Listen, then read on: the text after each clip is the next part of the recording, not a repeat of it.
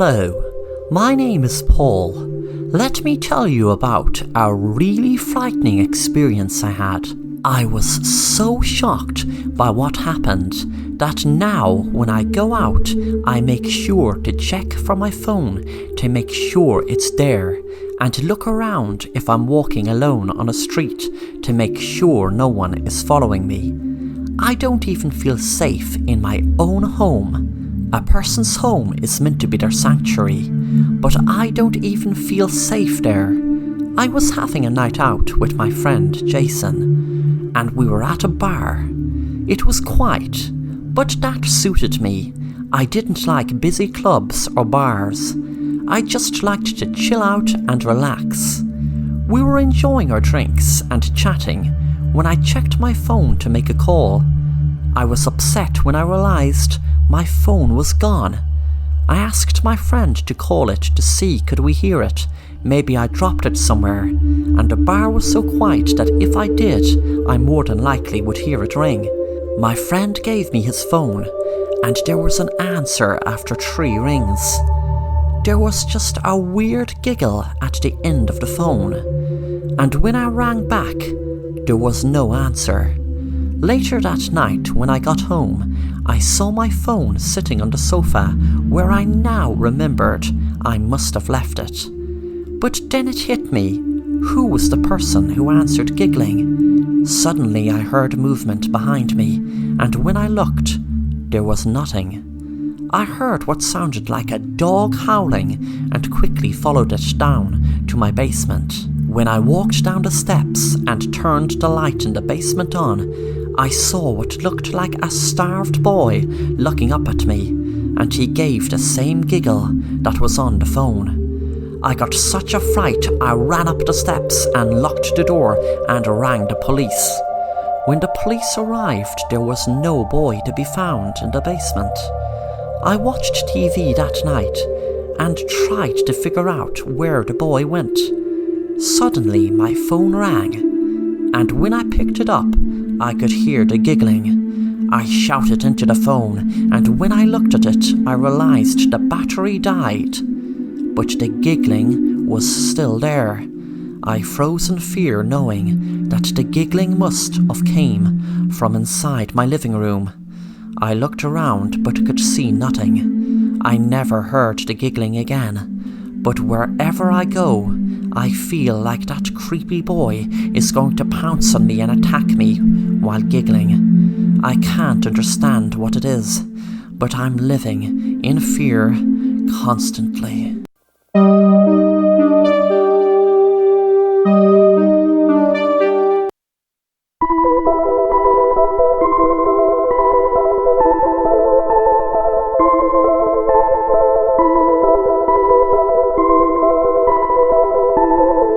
Jack was speaking to a witch doctor when he was visiting Africa. He asked him could he make a voodoo doll, and the witch doctor said, of course.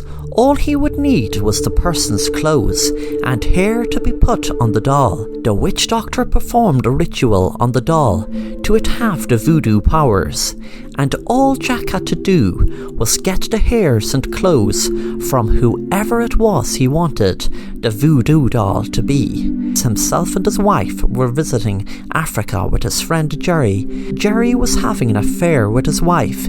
He knew the voodoo doll would be the perfect revenge, so when Jerry was asleep, he cut some hair from him and took some of his clothes to cut up and put around the doll. He had it planned to burn the doll so Jerry would burn to death. He had the voodoo doll tucked away, safe under his bed, waiting until Jerry was in his room. When Jack tried to put on the light, he realised the electricity must have been off. He took out his lighter and put the doll over a bin and set it alight. He then screamed as he went on fire himself, and Jerry walked into the room holding Jack's diary and said to Jack while he was burning, "Never let your diary lying around if you're planning on killing someone with a voodoo doll. I read all about your plan and knew it would be dark by the time you wanted to do your little voodoo murder. So what I did was cut your hair while you were asleep last night and took some of your clothes and cut off the electricity so you couldn't see how the doll had changed to your clothes instead of mine. So burn in hell, Jack.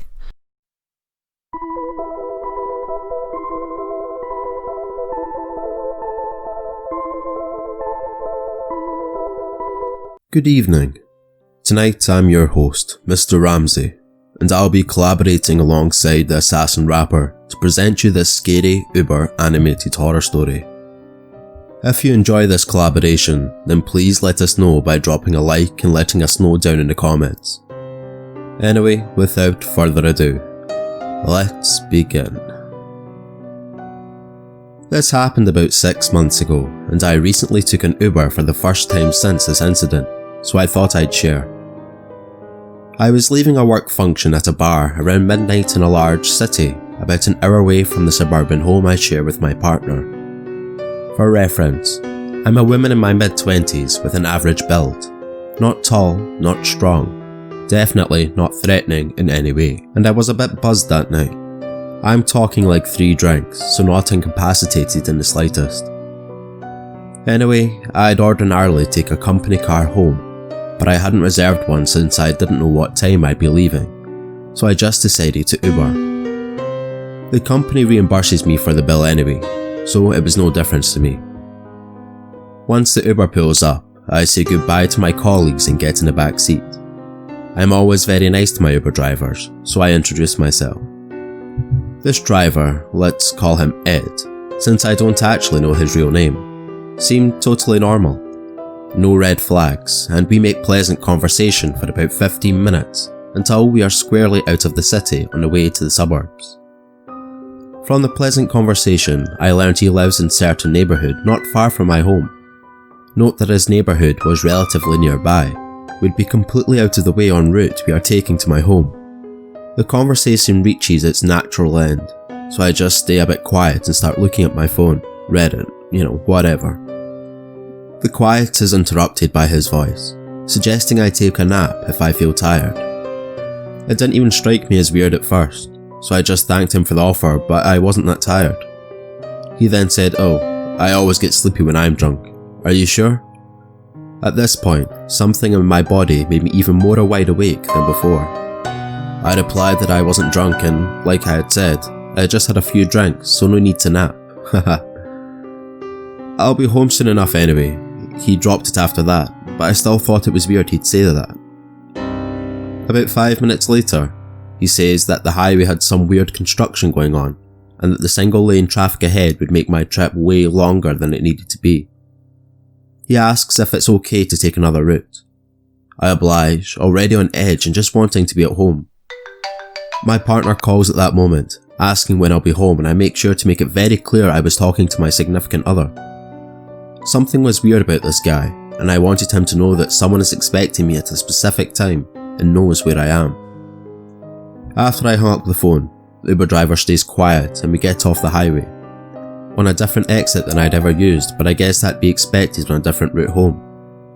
I'm bullshitting on my phone because I don't want to talk to this guy anymore, not even looking up until he says, "My house is only 5 minutes from here, okay?" Pit in my stomach, I'm probably a good 25 minutes away from my house right now. A distance enlarged, I'd later learn artificially, by his shortcut. I say some nonsense about how I like the neighbourhood, and how my boyfriend and I were thinking of moving here instead, blah blah, basically anything I can think of to make it seem like I don't think this is weird and I'm not picking up on any signals. Surprisingly, he doesn't say anything in response, and now starts driving on a road in a direction I knew led to my house. Phew, crisis averted, right? Except, not exactly. 15 minutes to go and my surroundings are more familiar. Just as I'm starting to feel more at ease, he starts asking questions about my boyfriend. What does he do? How long have you guys been together? And other seemingly normal questions. Finally, with about 10 minutes to go, he asks if my boyfriend makes me happy. He does, very much, so I gush a bit and say yes, he makes me very happy. Then he asks if I make him happy. I thought that was weird, But humour is my defence mechanism, so I say, well, I should hope so. 8 minutes away. He turns onto a side street and pulls over onto the side of the road, looks back at me over his headrest, and asked if I'd make him happy too. I said, what? Mostly because I can't even believe what's happening. He asks me again, do you want me to make you happy tonight? I took a second to think through my options. I'm alone with this guy who's behind the wheel. The street is dark and I don't see any lights on at nearby houses. Close to 1 AM at this point on, and at a weekend, and I don't know what the hell this guy has in the car. I default to the response many women know to be the true barrier to men's advances. I don't think my boyfriend would like that very much. His weird grin falls away from his face and he says, he doesn't have to find out. Come on, make me happy. I know a few ways you can start. I tell him my boyfriend is expecting me home any minute, and besides I love him and don't want to hurt him. Can you please just take me home? I carry a small knife and a little canister of mace, but all I could think of was to appeal to this guy's sensitive side. Somehow it worked and he didn't say another word after that, just turned back around and silently drove me home. Weirdly enough, I say thanks as I get out of the car. Old habits die hard, I guess. And that was that. I got into my house and start crying immediately for some reason as soon as I hug my partner. He tells me I need to contact Uber immediately and tell them what happened so that the guy doesn't try to take advantage of anyone else. I agree and pull up the app to file the complaint. Except when I look at my last ride, the picture on my profile was 100% not the same guy who drove me home. The car was the same, but not the driver. The guy in the photo was brown and wore a turban, maybe early 40s. The guy who drove me home was white and seemed just a bit older than me. Uber never followed up with me and just refunded my money. I did tell the police what happened because my partner insisted, but they didn't take me seriously since nothing actually happened. I was worried for a while since the guy knew where I lived, but apparently it's long forgotten since I just took an Uber today. Moral of the story: always make sure the photo in your Uber driver's profile matches the person who's driving the car. Thank you all for listening. I want to thank the Assassin Rapper for his fantastic animation work, and I hope you all enjoyed. Remember to subscribe and hit that bell notification so you don't miss any future collaborations.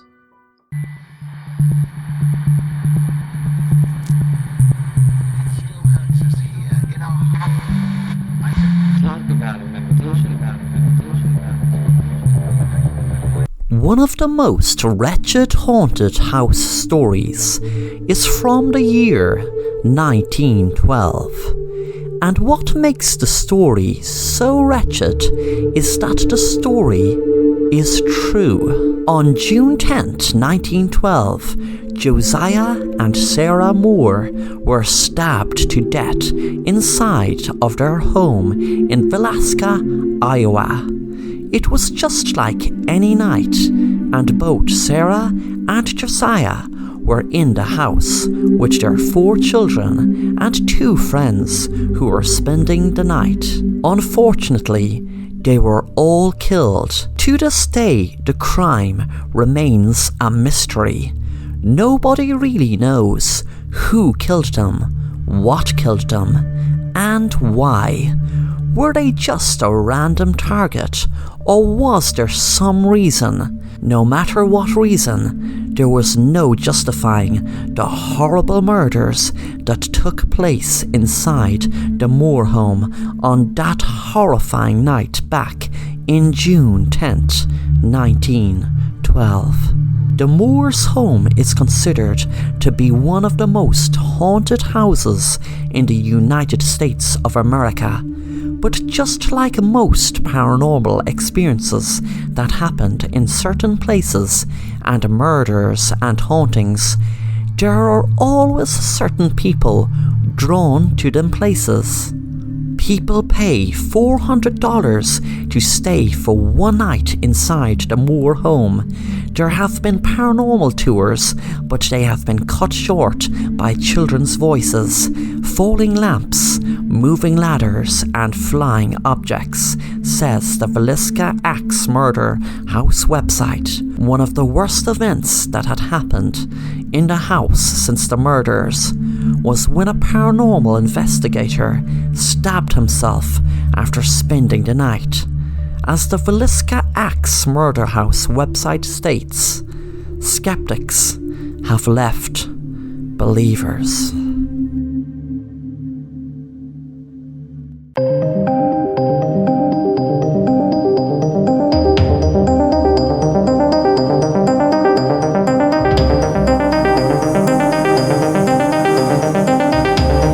Jason was sitting at the local bar one night in October, and he was talking to his friend Michael about making a very scary scarecrow that would frighten anyone away. He told his friend, "I am going to make the most frightening scarecrow. Believe me, it is going to be the most realistic scarecrow you will be able to see, and all these pesky high school kids who come around my way drinking, well, they will get such a fright, and so bad that they will never come back again to drink or do whatever it is they do around my way.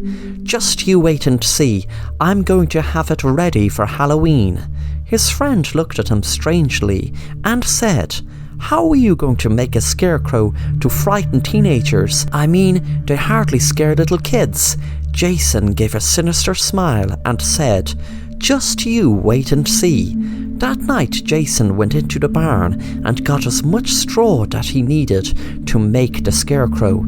2 days later, his friend Michael was trying to call Jason, but there was no answer.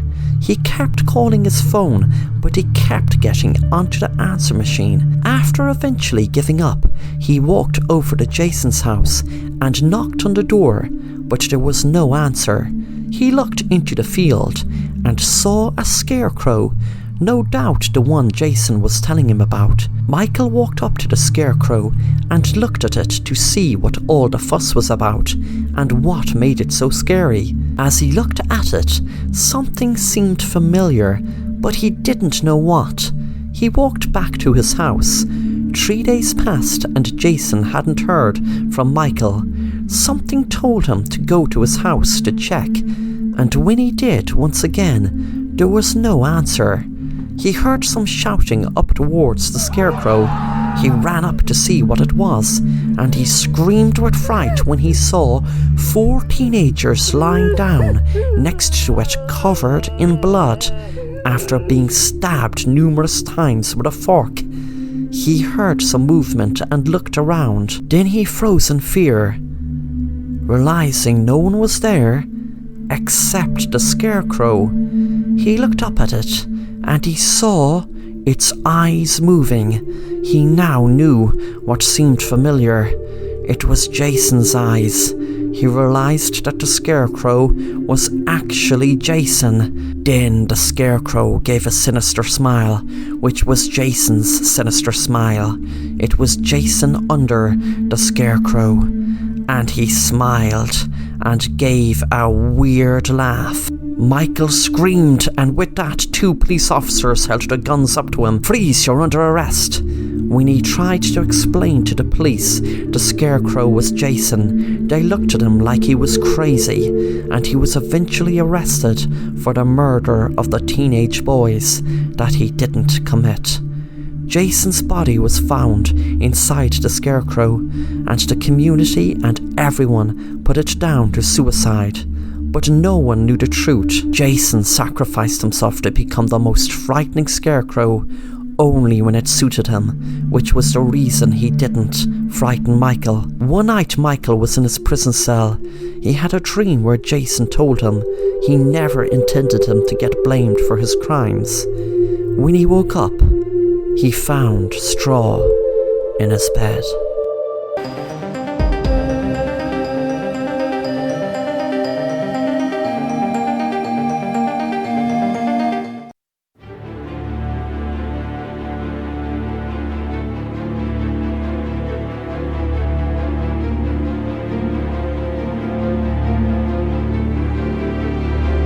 There were 15 Russian prisoners being held captive in a room in the 1940s, where there was a stimulant gas pumped into it to keep the subjects awake for 15 days straight.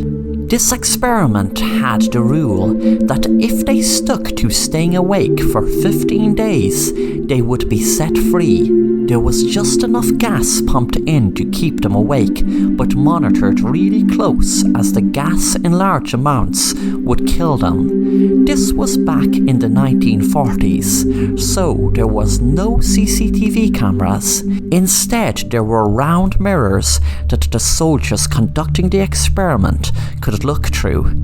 Also, there were mics scattered around the room to pick up their conversations.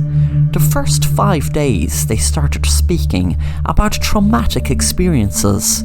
Then after 9 days they started complaining about their circumstances and why they were locked up in a room and couldn't go to sleep. The soldiers watching through the mirrors were stunned when they saw one of the men run up and down the room shouting at the top of his voice until his voice seemed to have gone. When it came to the 15th day, what the soldiers who conducted the experiment saw after opening the door would have an everlasting effect on them. There was carnage in the room. Most of the participants had mutilated each other or their own bodies, and the remaining people alive begged to be given more gas as they never wanted to sleep again.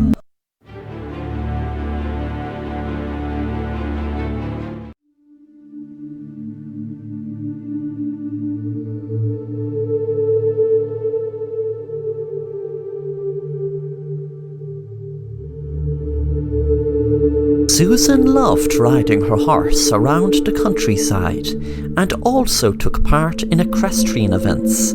She loved the feeling of the air run through her hair as she felt free as a bird. There was a silly story going around her town about a phantom horse.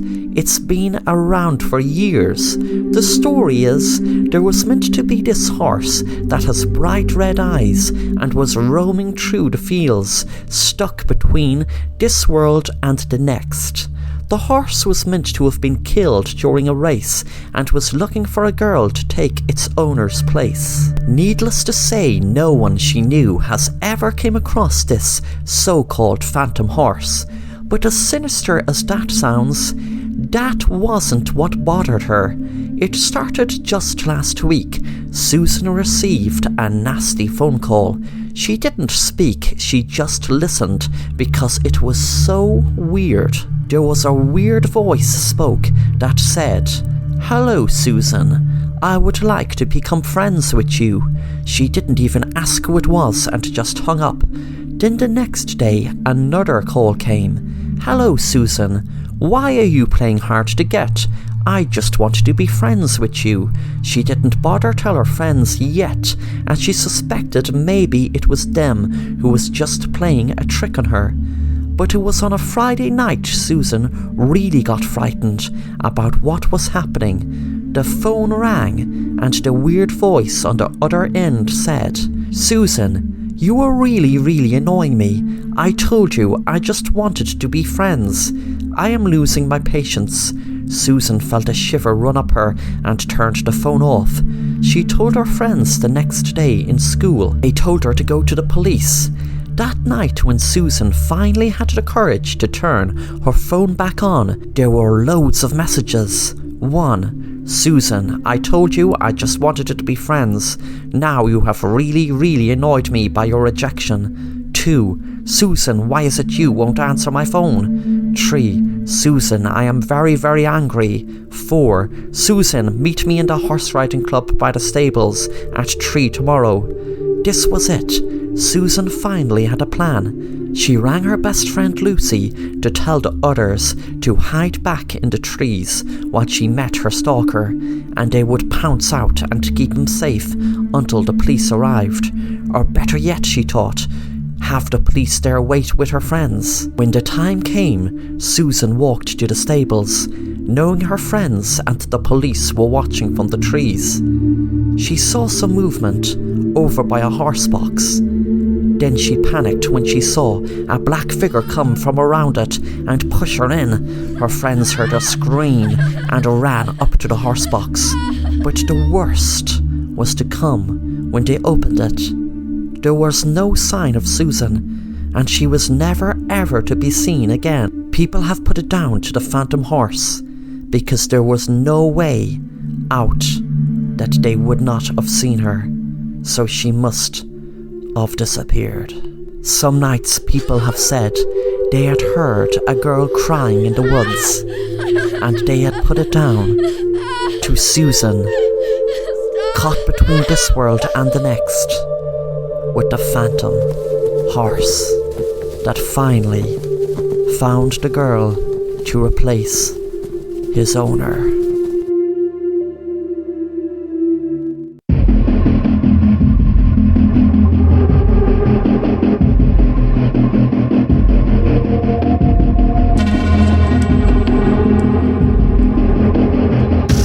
Martin was driving towards the next town as he had an important appointment for work in the morning. It was only 8 p.m, but he felt very sleepy. The next town was a 2-hour journey, so he made sure to drink 3 cups of coffee before making the drive.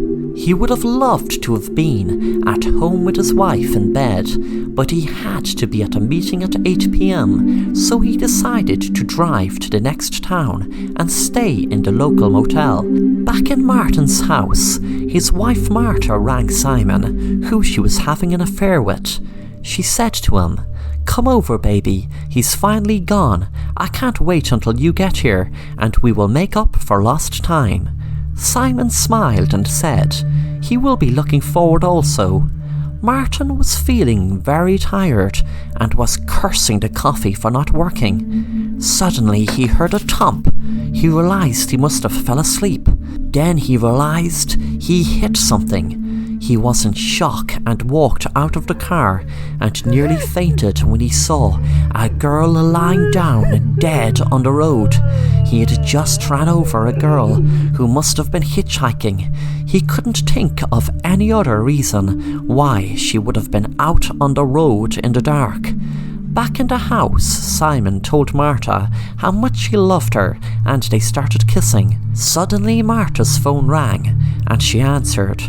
Martin was almost crying and said, "Sweetie, I just ran over a girl. I killed a girl, sweetie. She was on the street hitchhiking and I fell asleep and hit her." Marta said, "Sweetie, you need to call the police right away and tell them it was an accident." When Martin hung up, a man came out of the bushes and shouted at him, "You bastard, what did you do to my girlfriend? I was just in the bushes collecting a bag of weed and I come back and see my girlfriend ran over. You think you're going to get away with this?" Martin said, "Sir, I'm so sorry, but I didn't see your girlfriend. She must have been in the middle of the road. It was an accident." The man took out a gun and said to Martin, "You pitiful fool, you expect me to believe you will be punished for what you did? You will just get a slap on the wrist and maybe get a few months in prison at most. But they will just say it was an accident, so I got a different idea. I'm going to make you pay right now, you bastard." The man pulled the trigger and shot the man in the head. Simon was very happy and looking forward to see Marta, and he was very excited knowing her husband Martin was going to stay in the next town, so he could even stay the night. Suddenly something moved, and before he realized there was a girl with her thumb out just in front of him, he lost control at the wheel and hit her. He panicked and drove on. Martin's car passed him. He could have sworn Martin didn't see him, because as strange as it looked, Martin seemed to have been falling asleep, and he wouldn't have known only for the light in the car on.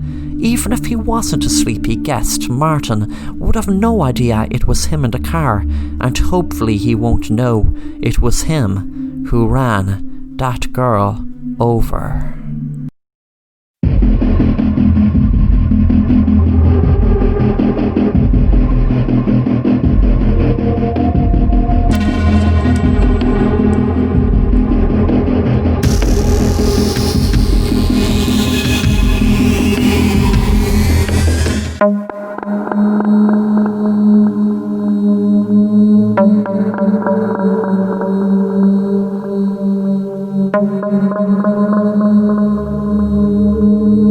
Lisa started in a new school, but dreaded it as she had very low confidence.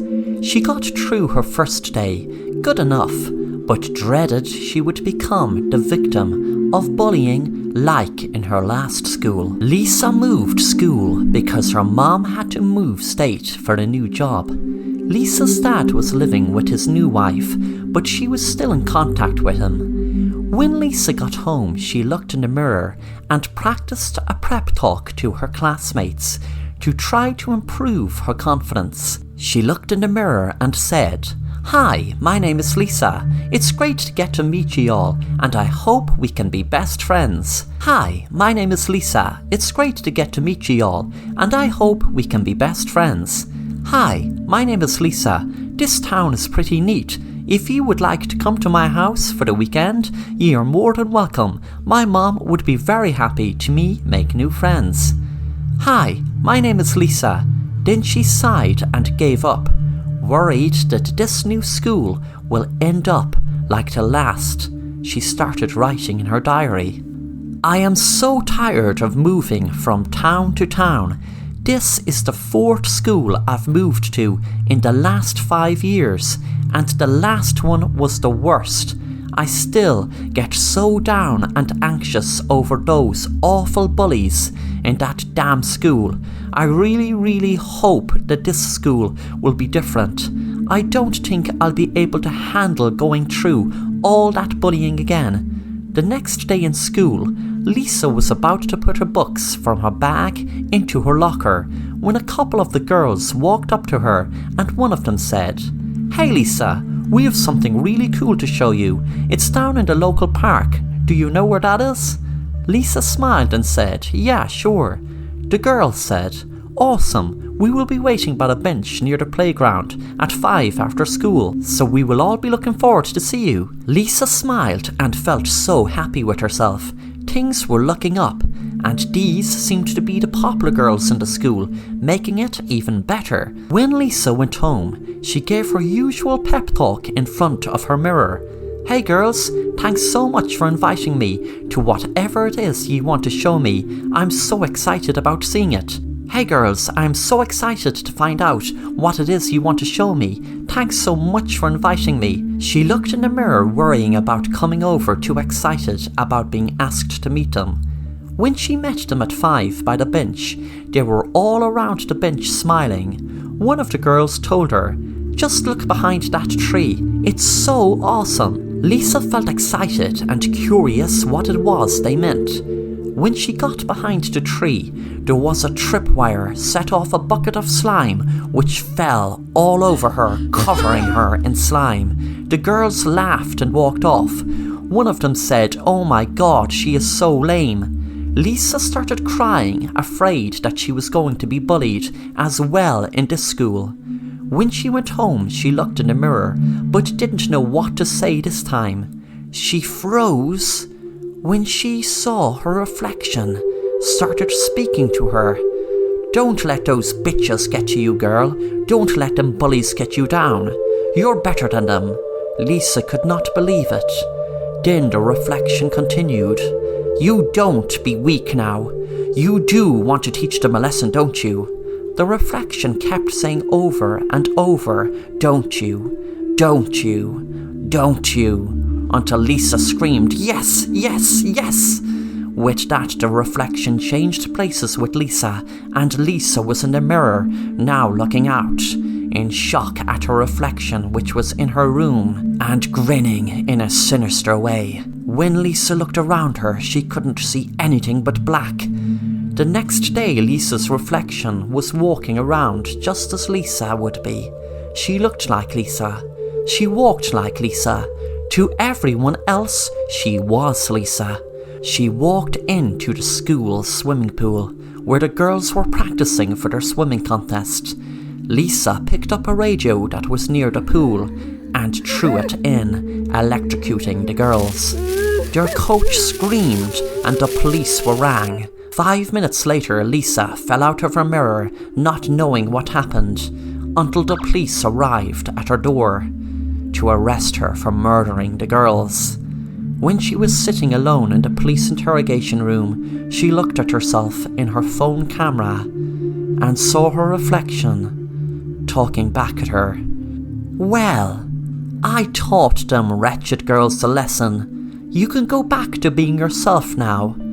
Lisa's reflection didn't ever speak back to her since.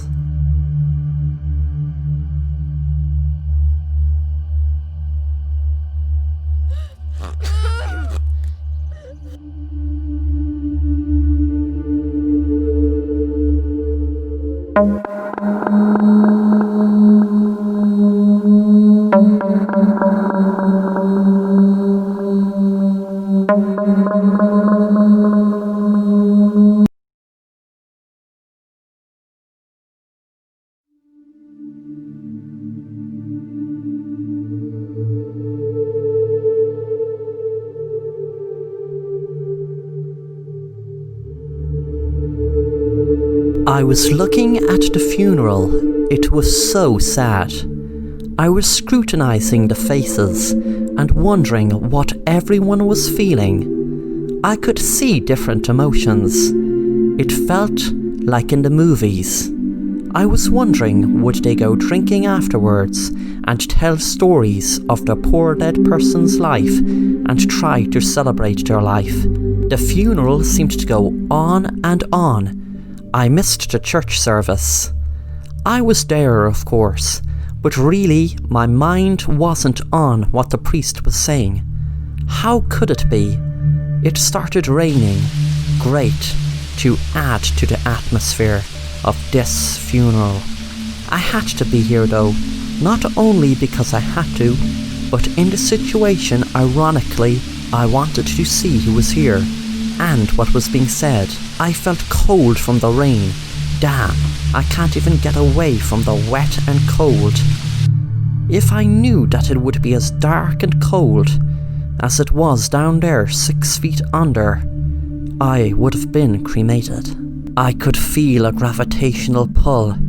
I knew what was happening. I was going back to that dark place. That cramped space inside that dark, cold coffin 6 feet under, and I couldn't fight it.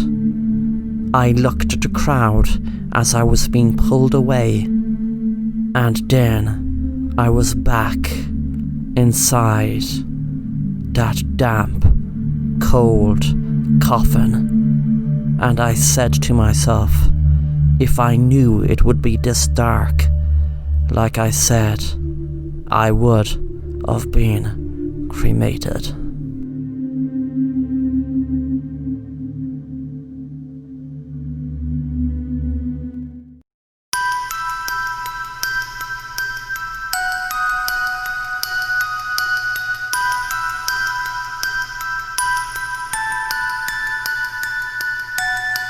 Thanks for coming along to another session, Mike.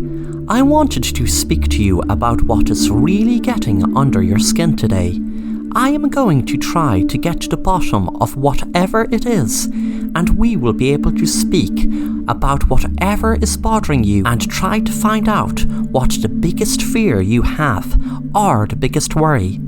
We will really dig into your psyche and try to uncover secrets to make you feel much better in whatever you're going through and whatever is worrying you, whether it's worry over money or relationship or guilt. Are you feeling comfortable? Is there anything I can get you? A glass of water? Maybe another cup of coffee? Yep, a cup of coffee would be great, please, thanks. Joe made some coffee and laid the cup on the table in front of Mike. Mike took a drink of coffee and then relaxed in his seat for his counselling session. So Mike, first I want to ask you, what do you think is making you feel uncomfortable this month? Well, to be honest, I feel like I'm trying my best to better my life, in work etc. And I'm putting my work before my home and my wife and kids etc. I mean, by the time I get home at night, my kids are already in bed, and I hardly ever take my wife out. Sometimes I feel like maybe if I made less money and had more time with my family, I would be so much happier. Well, Mike, I can see where you're coming from, but it's my job to make you unravel whatever is worrying you. So, Mike, let's start at the start. You mentioned you're working too hard to spend time with your family. Could you explain more? Is that all it is? You working long hours to not spend time with your wife? Or is there something else? Well, yes, that's it basically, and I wish I had more time with my family to spend with my wife and kids. That is one of the main reasons I came to see a counsellor. Oh, Mike, I'm glad you came to see a counsellor, as I will tell you what you should do. You should be honest with your wife and kids. You should be loyal. Mike was getting a bit anxious. Joe kept talking. See, Mike, what good is it you coming to counselling if you don't take note of the counsellor? You shouldn't be disloyal now, should you? Joe looked confused and said, That's okay, I just wanted to try it out as an experiment when you were so adamant you thought it would be a good idea to see what things would feel like if our roles were reversed. But I am your counsellor, so let's just keep it that way, please. Mike gave a sinister smile and said, Oh no, but you see, Mr. Counsellor, I was enjoying playing the role of a counsellor because I was just getting to the root of your problem, which as a matter of fact I just found out last week from reading my wife's text messages is my problem also.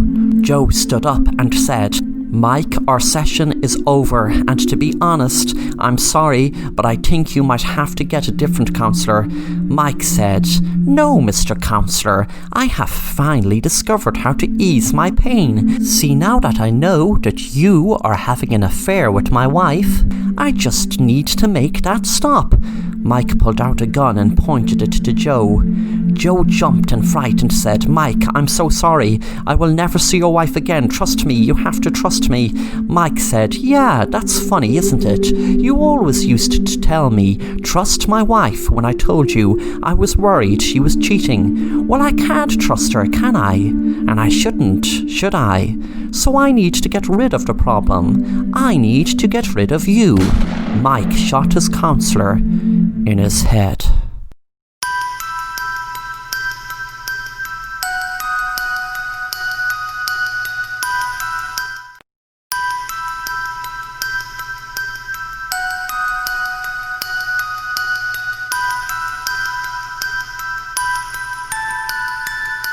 It was a nice summer's night in July, and Adam was walking down a nice quiet country road near his house when he suddenly heard a noise. He stopped and tried to see where it was coming from. Suddenly he spotted an elderly woman right in front of him. He wondered how he hadn't seen her before. Adam asked, Are you okay? The lady spoke.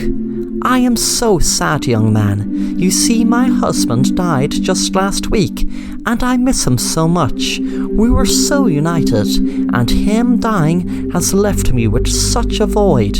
I sometimes wake up thinking he is standing at the bottom of my bed smiling, but then he just fades away. Oh, I'm sorry to be loading all my problems on you, young man. Adam said, Are you sure you're okay to get home? If you like, I can walk with you. And don't worry, I don't mind hearing people's problems. Also, I am so sorry to hear about your husband. Is there any way I can help you in anything? The lady smiled a warm smile at Adam and said, Oh dear no, young man, I'm okay. I'm just a silly old woman, but if you like, you can walk me home. I just live down the road. Adam and the lady walked down the road, and about 10 minutes later they came to a house, which was the lady's. The lady said, Oh my dear Lord, I forgot to even tell you, my name is Mary. Would you like to come in for a cup of tea or coffee? It would really cheer me up to have someone to talk to me. All alone in this house, I feel like the walls are closing in around me. Adam agreed and said he would love a cup of tea, and when he walked into the kitchen, he got a start thinking that there was no one in the house because that is what the lady had just told him. But he saw a man standing right in front of him with a toolbox beside him. Suddenly, the man said, "Okay, here's the deal. You have pieces of wood right here, and I'll give you tools. You make your own coffin, and if you don't continue to make it, then I'm going to shoot you in different areas. The first will be your foot, the second will be your knee, the third your stomach, the fourth, well, you get my drift."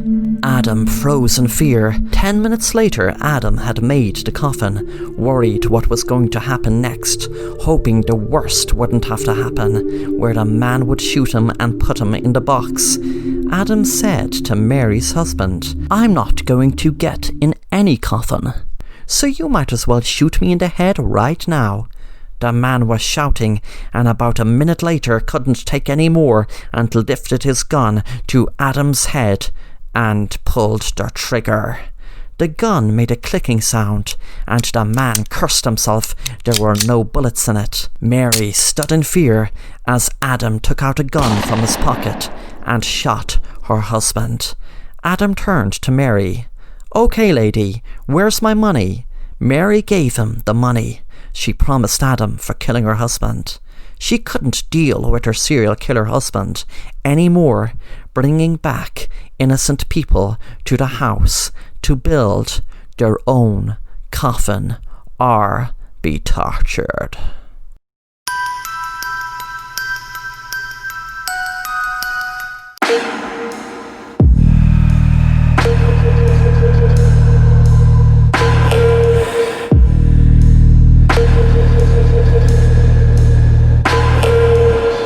Let me tell you a story that happened to me one night, and there are others to confirm it also. It was just an ordinary night shift. I normally like working on night shift because I am a bit of a night owl, so I don't mind staying up late at night. But one night things became really strange, and what I mean by strange is an understatement.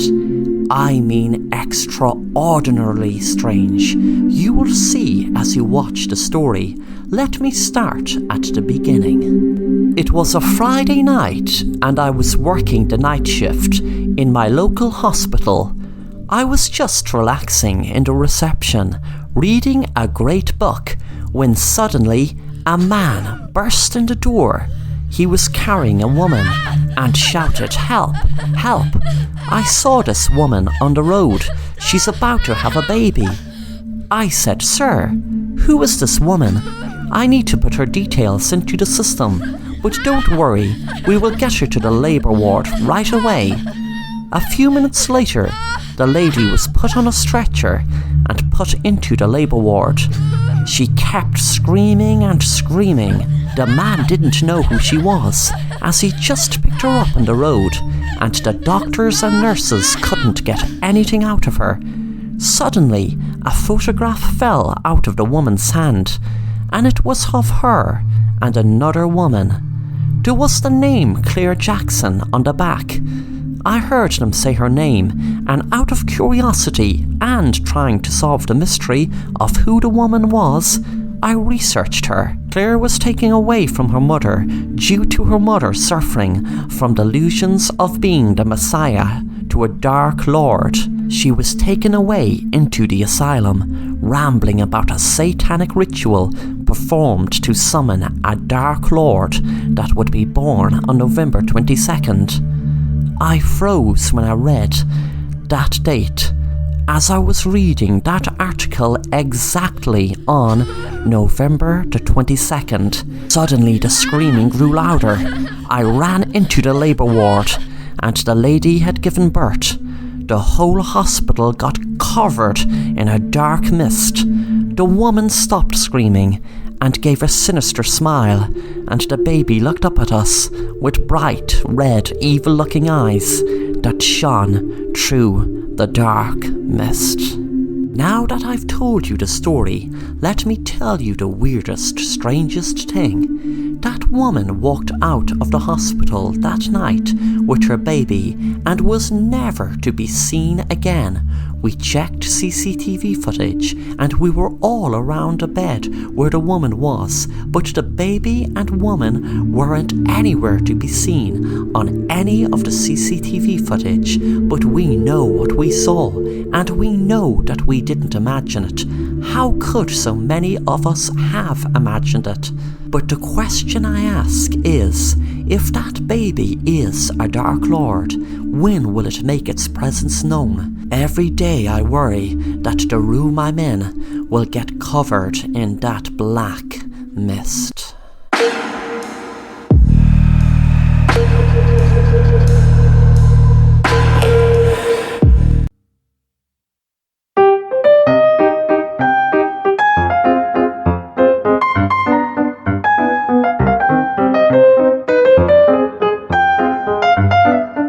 My name is Alan. I always loved acting, and every year in my school I used to get a role in the local play.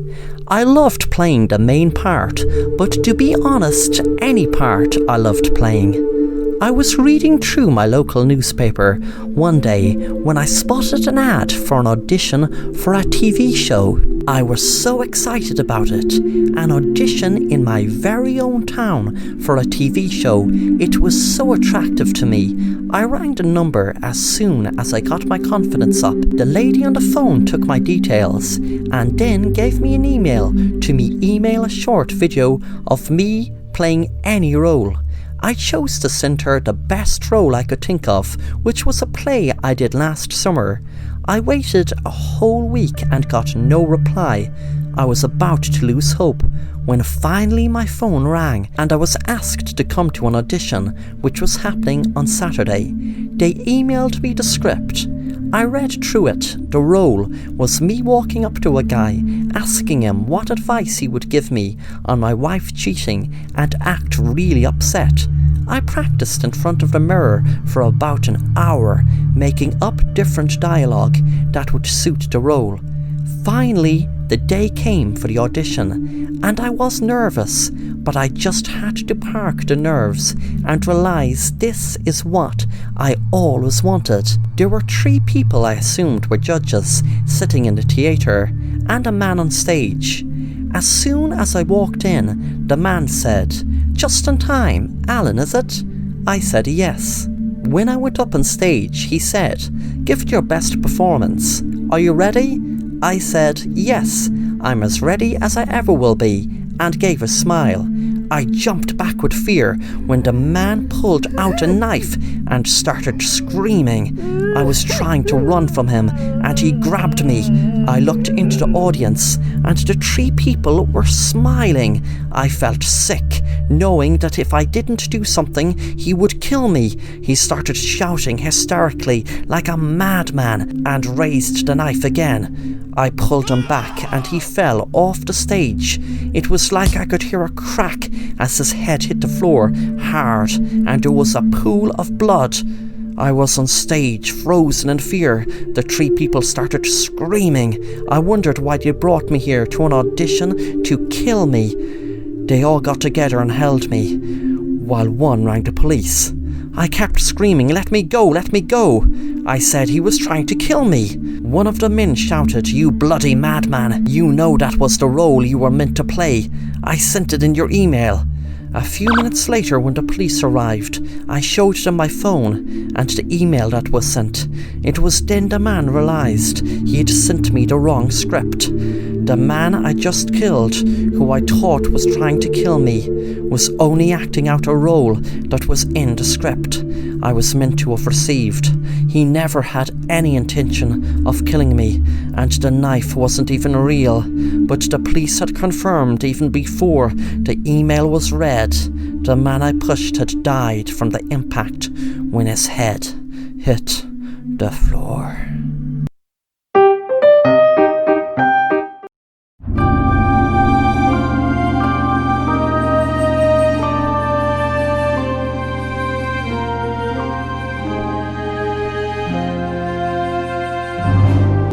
Sarah Jessie and Judy were walking home from school, and it was just like any other day, except for something bad and sinister in the news once again.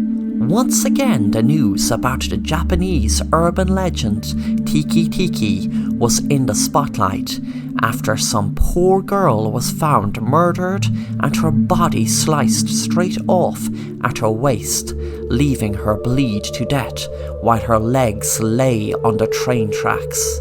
The legend began in Japan years and years ago.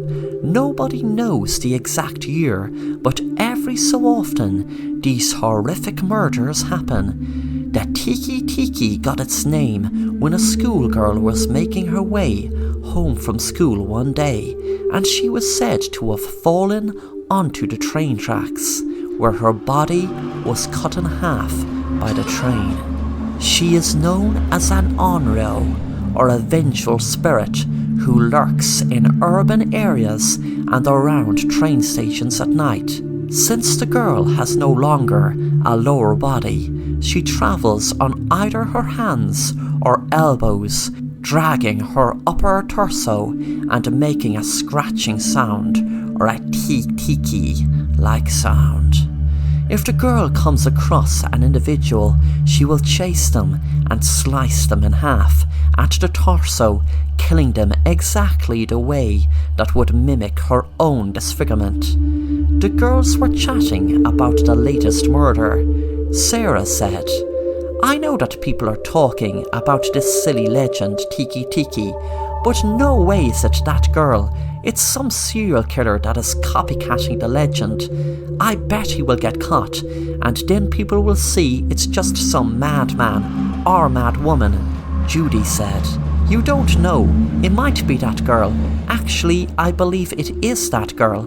It has to be. Why else would it be murders pop up every so often? I think we should walk home together from now on.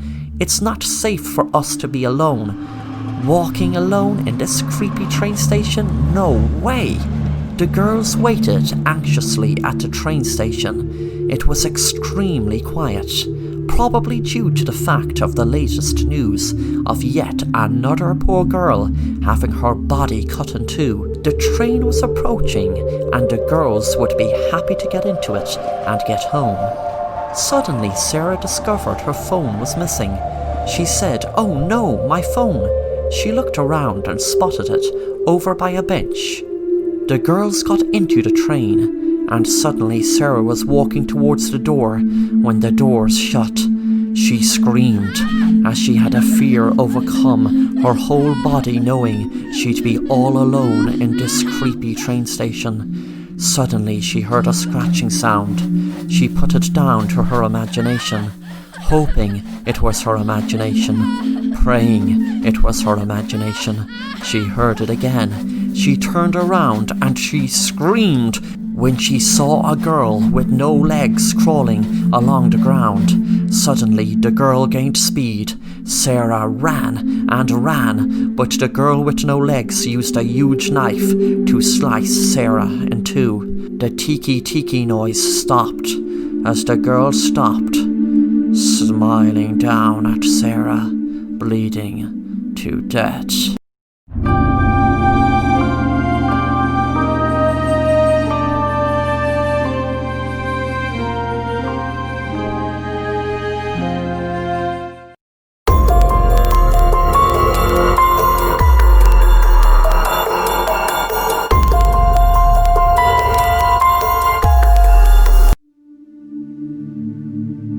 Some people might love the idea of having a paranormal experience, but I can tell you from my own perspective, there is nothing nice about it.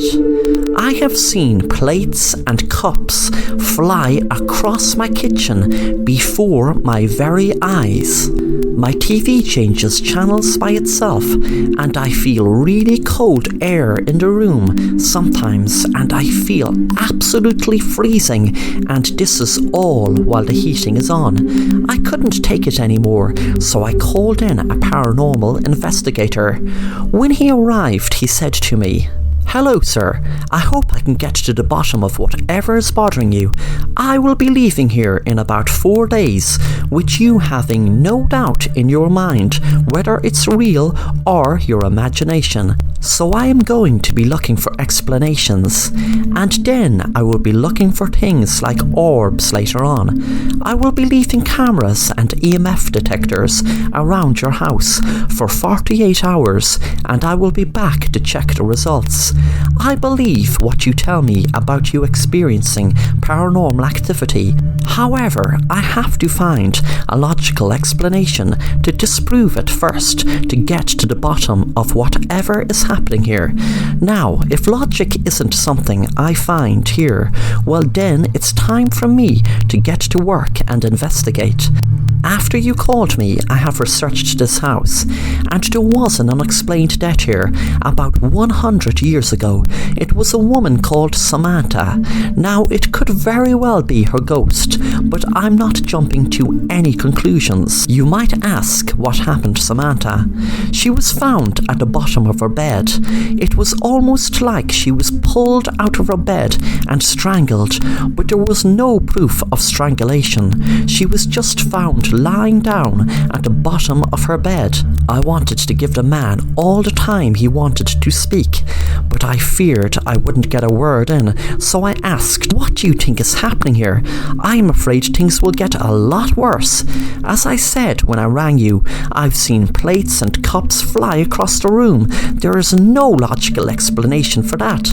A few minutes later, the man who called himself Jake Watson was in my living room, checking ESP using my TV. He had a very confused look on his face, and I asked him what was wrong. He said, "Can you hear that weird noise coming through the static? There definitely seems to be some spirits here. I can't tell yet, is it a friendly or dangerous spirit, but we will come to that." Suddenly the sofa lifted off the ground and the TV came off the wall, and we both were lifted off the ground and were floating in the air. I was panicking and thought I was going to be killed. Then I woke up. I wondered, why did I dream about that? I don't ever read ghost stories or watch scary movies, and never even bothered to research about all those paranormal things that were in the dream. I felt cold. My room was dark. I felt shivers run through me. I felt a presence in the room. I could barely breathe with the fear. But why? It was only a stupid dream. I looked at the figure at the bottom of my bed. It was just a life-size cardboard figure of my favourite celeb. Then I lay down to go back to sleep, and saw at the side of my bed my cardboard cutout. I froze, wondering if that was my cutout. Then what was that figure at the bottom of my bed? Then suddenly I felt something grab my legs and pull me out of my bed. All I could think of was the paranormal expert in the dream telling me about the woman years ago being pulled out of her bed.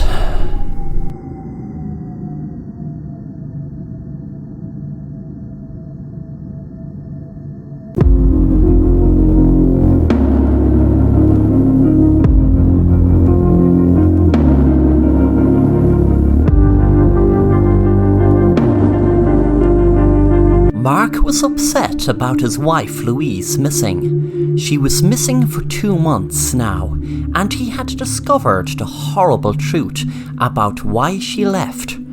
Her best friend was murdered. He didn't know why she killed her, but it had to be that, because a few weeks after she disappeared, her best friend's body was found to be beaten to death. Mark visited a therapist once a week, and it gave him some comfort, but never made up for not being with his wife. The therapist asked Mark how he is dealing with things. Mark said, "I am just struggling to cope. Me and my wife did everything together and went everywhere together. I miss her so much. She was my rock. Some nights I just lie in bed and cry and wonder what had happened. And now the police are saying she killed her best friend. I just can't take any more of it. It's killing me inside. Sometimes I just wish I was dead." Detective Jackson was working on the missing persons case of Louise, Mark's wife, and also the murder of her best friend Stephanie. He was looking through the police tapes. He knew something was bothering him, but he couldn't put his finger on it. He was going through hours and hours of police footage, hoping he would spot what it was that bothered him about the case. He watched one interview. The police officer put her phone on the table and pressed record. Mark said, "Where is my wife? Is she okay? How do we not know that whoever killed my wife didn't kill her best friend?" The police officer spoke. "Sir, we have some evidence that we need to share with you. That is why you were called in today. We have searched through hours of CCTV footage from your house and the surrounding areas. We had no idea when your wife's friend was murdered, but sir, I am sorry to tell you about this, but we have footage of your wife striking her friend in the head several times with a weapon and continuing to beat her with it until she was dead." Mark shot up in the chair. "What do you mean? How could my wife kill her best friend? She wouldn't harm a fly." The police officer said, "Sir, I know that it's going to be hard to you watch, but you will be able to see the footage yourself. Sometimes it's very hard for us to grasp what people we are close to are capable of, and from my experience, any one of us can be pushed to do extreme things, even murder." Mark spoke loudly. "So that is why my wife is missing? She went on the run after killing her best friend? So that means she's more than likely out there somewhere still alive?" "That's correct, sir." When Mark watched the footage, he felt sick and shocked watching his wife. He loved to do something so crazy. The next appointment with Mark's therapist, he would tell his therapist the shocking news. He had learned his own wife had killed his best friend. A few days later, Mark told his therapist he received an email from his wife Louise.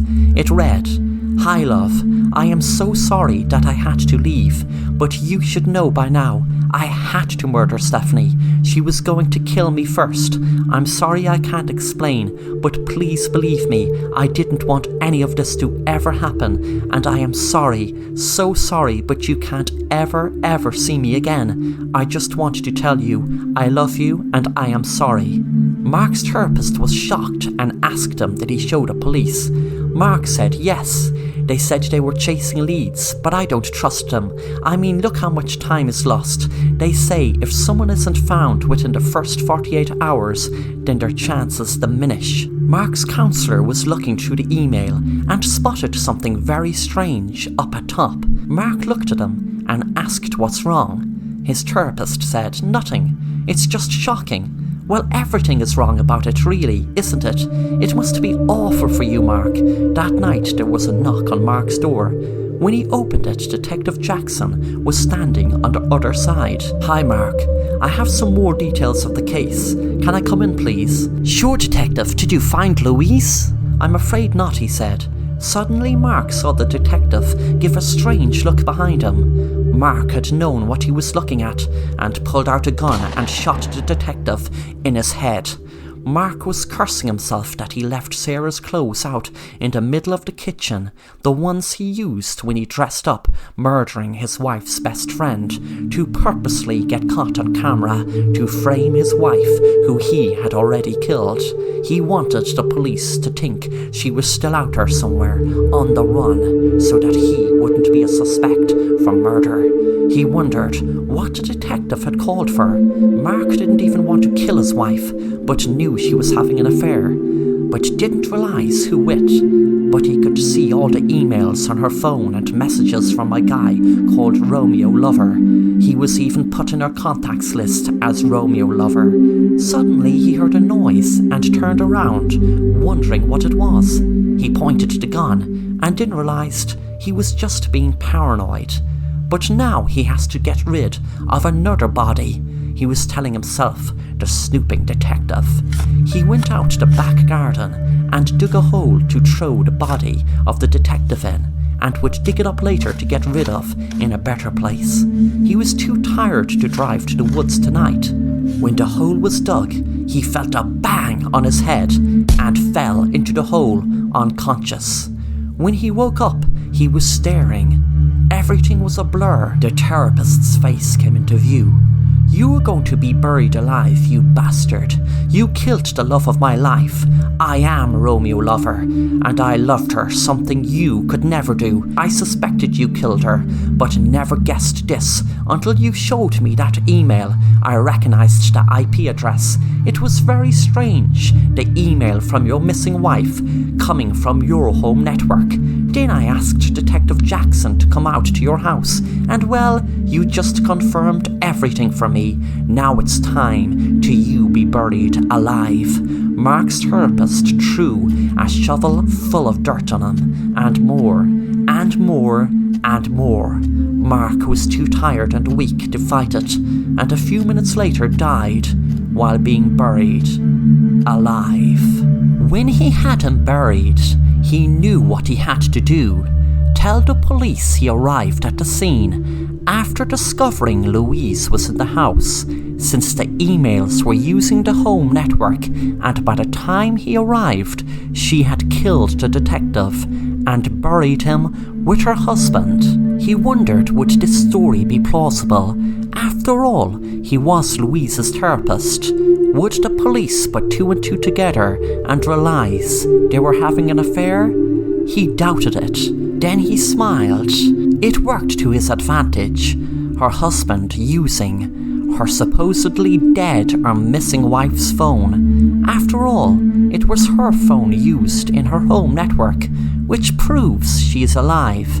And she came back to her house to kill her husband, and ended up killing the detective also, and buried them both. The therapist smiled at his idea and said to himself, "This has all come together perfectly."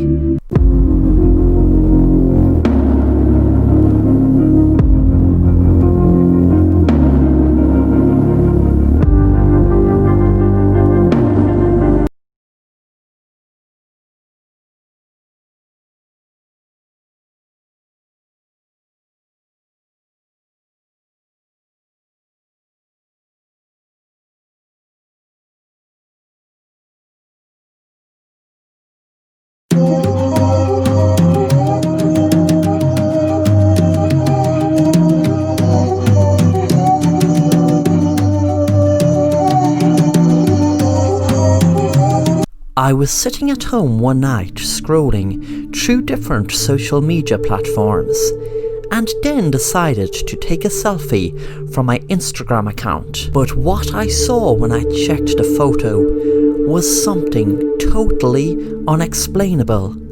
I was looking at the photo to see did it come out right, and when I looked next to it, I could see a photo of me sleeping in my bed. I couldn't understand how it got there, and I felt a shiver run up my spine. Whoever took this photo had to have been in my house, on my phone, to take that photo. The weirdest thing is, I live alone. That night, I set up a hidden video camera to film myself in my room while sleeping. I was afraid to go to sleep. I found it very hard to fall asleep, but finally I did.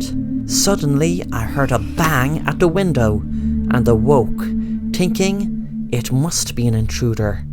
But when I went over to the window, there was a bird outside which must have banged against my window. My wife died last year in a car accident, and whenever I see a bird like that, I think it's her looking out for me. I looked at the clock. It was 2:30. I put off the alarm as I wanted to sleep in. The next day I was looking through the video and a cold shiver ran up my spine. Just before 2:30, I was sitting up on my bed asleep, holding a knife, and was just about to stab myself when the bird hit the window, causing me to drop the knife and fall down on the bed and then wake up instantly. I couldn't believe my eyes. But now I know that when I see a bird hovering around me, I know it's my wife watching over me.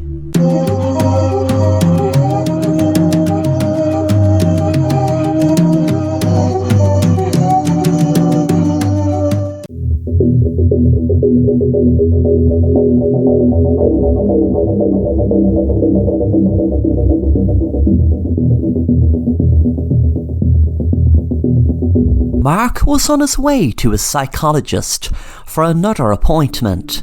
He was tired of people saying he was deluded, not believing him. He saw weird things more and more lately, but what frustrated him so much was no one believing him. He knew what he saw was real. He reached the building and went inside and took the elevator to the 3rd floor where his psychologist had his office. While he was in the elevator, he was thinking of what to tell his psychologist this week. In the office, Mark's psychologist spoke. "Oh, Mark, don't worry. We are going to get to the bottom of this. We just need to find out a few things about what happened in your past that might be causing these breaks in reality. I am going to show you a few drawings, and I would kindly appreciate if you told me what you saw in them, please." Mark's psychologist held up the first photo, and Mark looked at it for a few seconds, then said, "I see a dragon." Then he held up another. "And what do you see in this one, please, Mark?" Mark yet again took another few seconds to look at it, and then said, "Some kind of alien." Mark was getting impatient with this exercise. He saw many times in the movies, and he often wondered what it was in aid of. It was like it was just trying to find out, was the person crazy? And he knew he wasn't crazy. He knew he saw what he saw. The only thing is, why doesn't anyone believe him? He felt like if someone just believed him, maybe they would go away. His psychologist held up another photo. Mark took longer this time, and then said, "It's obviously a gun." His psychologist smiled and said, "Okay, Mark, this is going to take a while to sort out, but I can guarantee you that what you see is not real, and that's for sure." 30 minutes later, the session had ended, and Mark had left the building. His psychologist felt strange. He felt kind of faint. Then he froze in fear when he saw a dragon fly into the room. Then what looked like an alien came into the room. He screamed out in horror, but before his receptionist could come into the room to see what was wrong, a gun floated in the air over to his head, and then the gun went off. When the receptionist came into the room, she screamed and called the police, telling them he had shot himself in the head. Mark wondered why his psychologist killed himself, but he was relieved. His visions had stopped.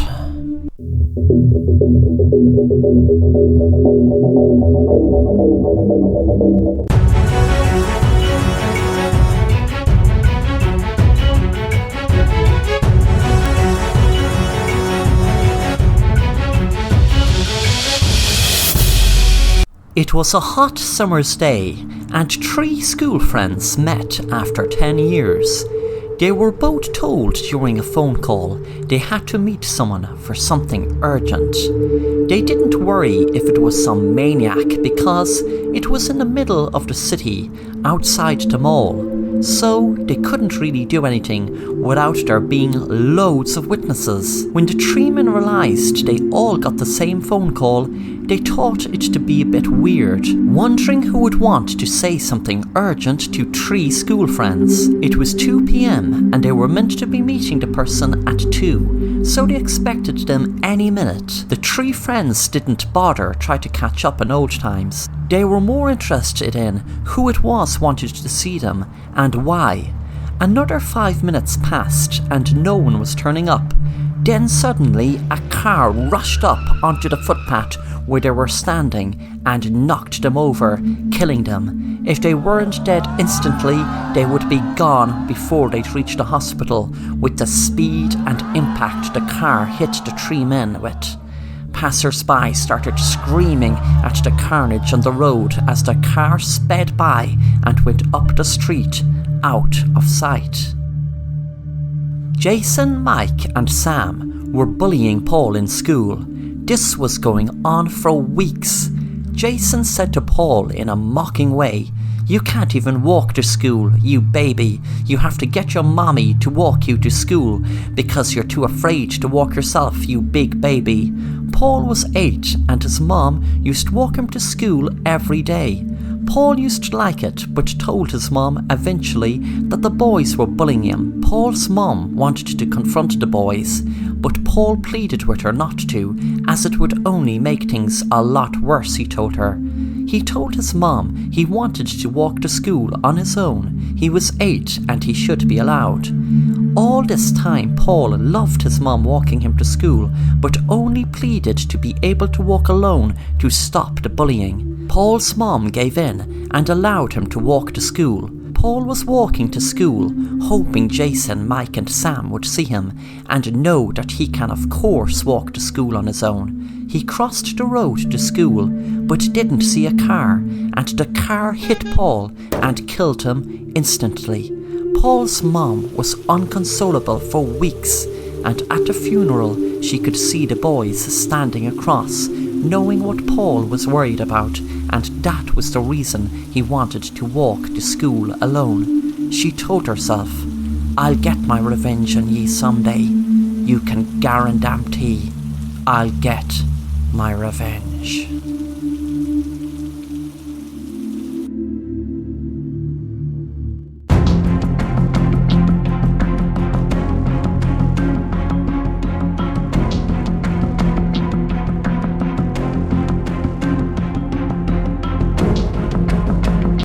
My name is Simon.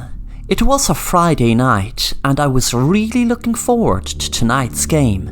I'm a quarterback in my local high school football team, and my girlfriend is on the cheer team.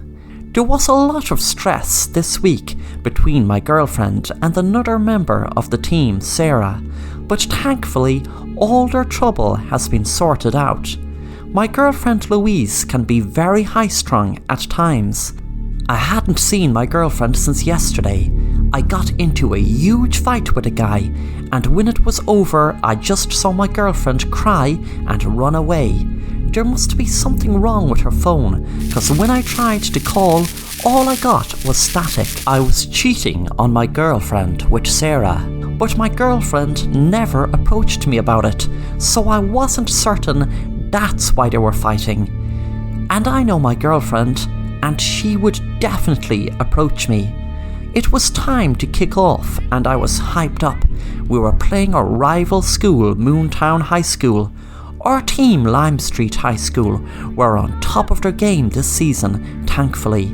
But tonight's game was very important. The game started off very rough indeed. There were guys kept running for me, and it was like they were targeting me. To make matters worse, I had butterfingers because the ball just fell out of my hands once I caught it. These guys seemed to really have it in for me. I was exhausted at half time, and when I walked into the dressing room, everyone ignored me.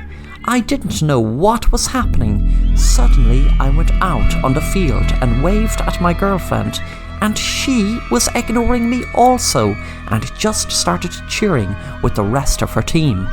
It was after the game I felt like I was having a nightmare when my teacher got up to speak to everyone. Okay everyone, it was a decision made by the school council that we play this game in memory of Simon, and even though we were on the edge of calling it off, we decided to play the game in Simon's memory.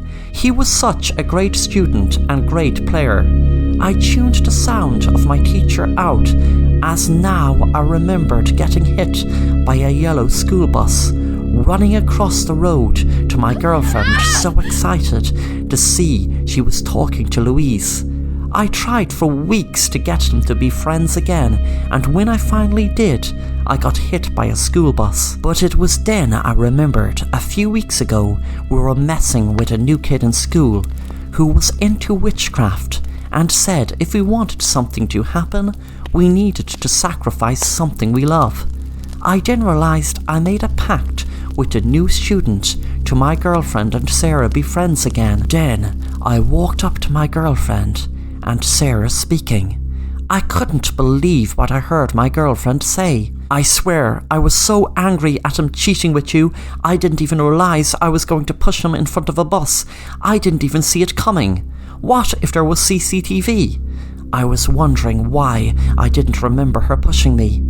Then the student from my school walked up to me and said, "Don't worry, this was all mapped out for you. Don't you see? I died too, but came back to life." I was shocked, wondering what he meant. Then suddenly, I could hear voices and see lights. When my vision came around, I noticed there were doctors standing over me. He said, "Welcome back, kid. You're a fighter." My girlfriend came in a couple of minutes later with Sarah. My girlfriend started crying and took my hand. She whispered, "I'm sorry. I'm so sorry." I replied, "It's okay."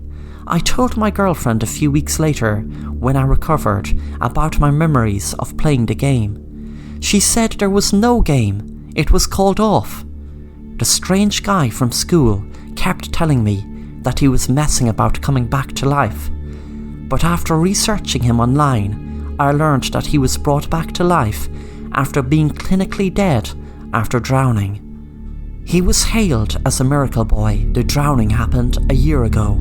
When I approached him about it, he told me it would be better to forget the whole thing, because when he decided to tell people about the sacrifice, etc., they just thought he was crazy. The boy looked confused.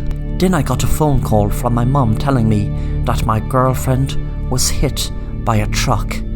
I had then realised why the boy looked confused. Then he looked shocked. He said, more than likely she hadn't known what the sacrifice would be.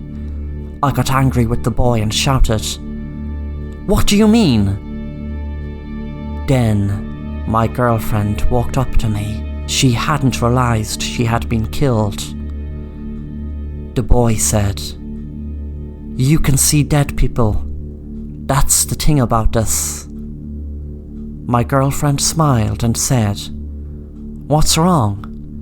I had then realised the reason I came back to life was because my girlfriend wished for me to get better, not knowing that she would sacrifice herself.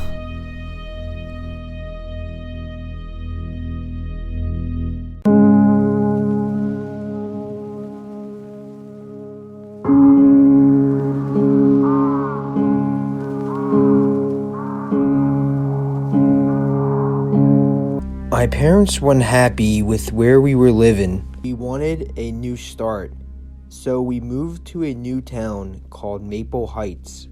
It was a nice town. Most people were friendly. I moved here when I was 10. I met this same kid who lived on the same street as me. He seemed to be the same age as me, but I never saw him go to his house. We became best friends. We always hanged out and played at my house. One day, I asked him if we can go to his house today. He told me that's not a good idea because his grandma was sick. I asked about his parents and he started crying, so I never asked him about them again. It always crossed my mind of what happened to them and where they are to this day, but I didn't want to see him cry again, so I left it alone. It's now 8 years later and we have just graduated high school. I've never been the one to drink or throw parties, but my parents were out of town this week and my friend kept begging me. So I told him I'll throw a small get-together. I said it would just be me, him, and some of our close friends. He smiled and agreed. It came to that time when the party would come. I was only expecting a couple of people, but instead, a bunch of people came. I was getting pretty nervous because my parents were coming home the next day and everyone was drinking. Stuff was getting knocked down and the house was a mess. I got mad at my friend for inviting all of these people, and my friend told me that he wanted me to make more friends before he had to go. I was the kid who always did my schoolwork and never had any fun, so tonight I told him I would let loose if he helped me clean up before my parents got home. He agreed.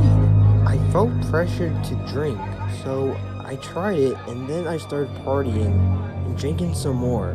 Before I noticed, I was waking up and everyone was gone. I quickly looked at the time and realized that my parents were about to be home within 10 minutes. I started to panic because I still had the whole house to clean up. But when I checked the house, it was completely clean. I was so confused.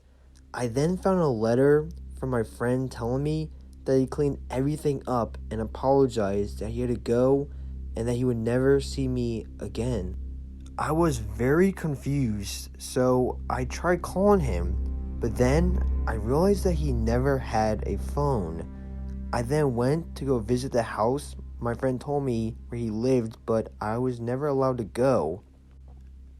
I went over to the house, and it was a creepy looking house.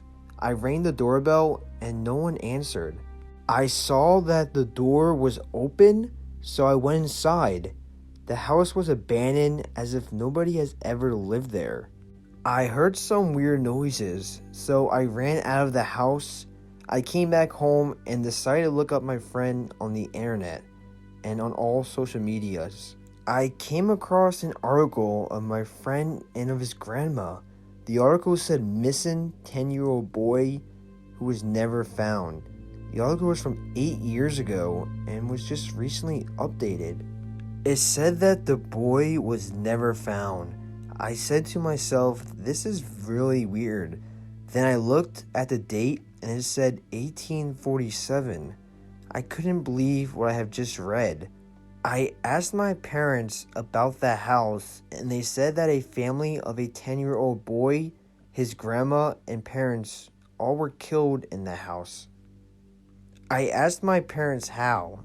They said the boy killed his whole family, then went missing for 8 years.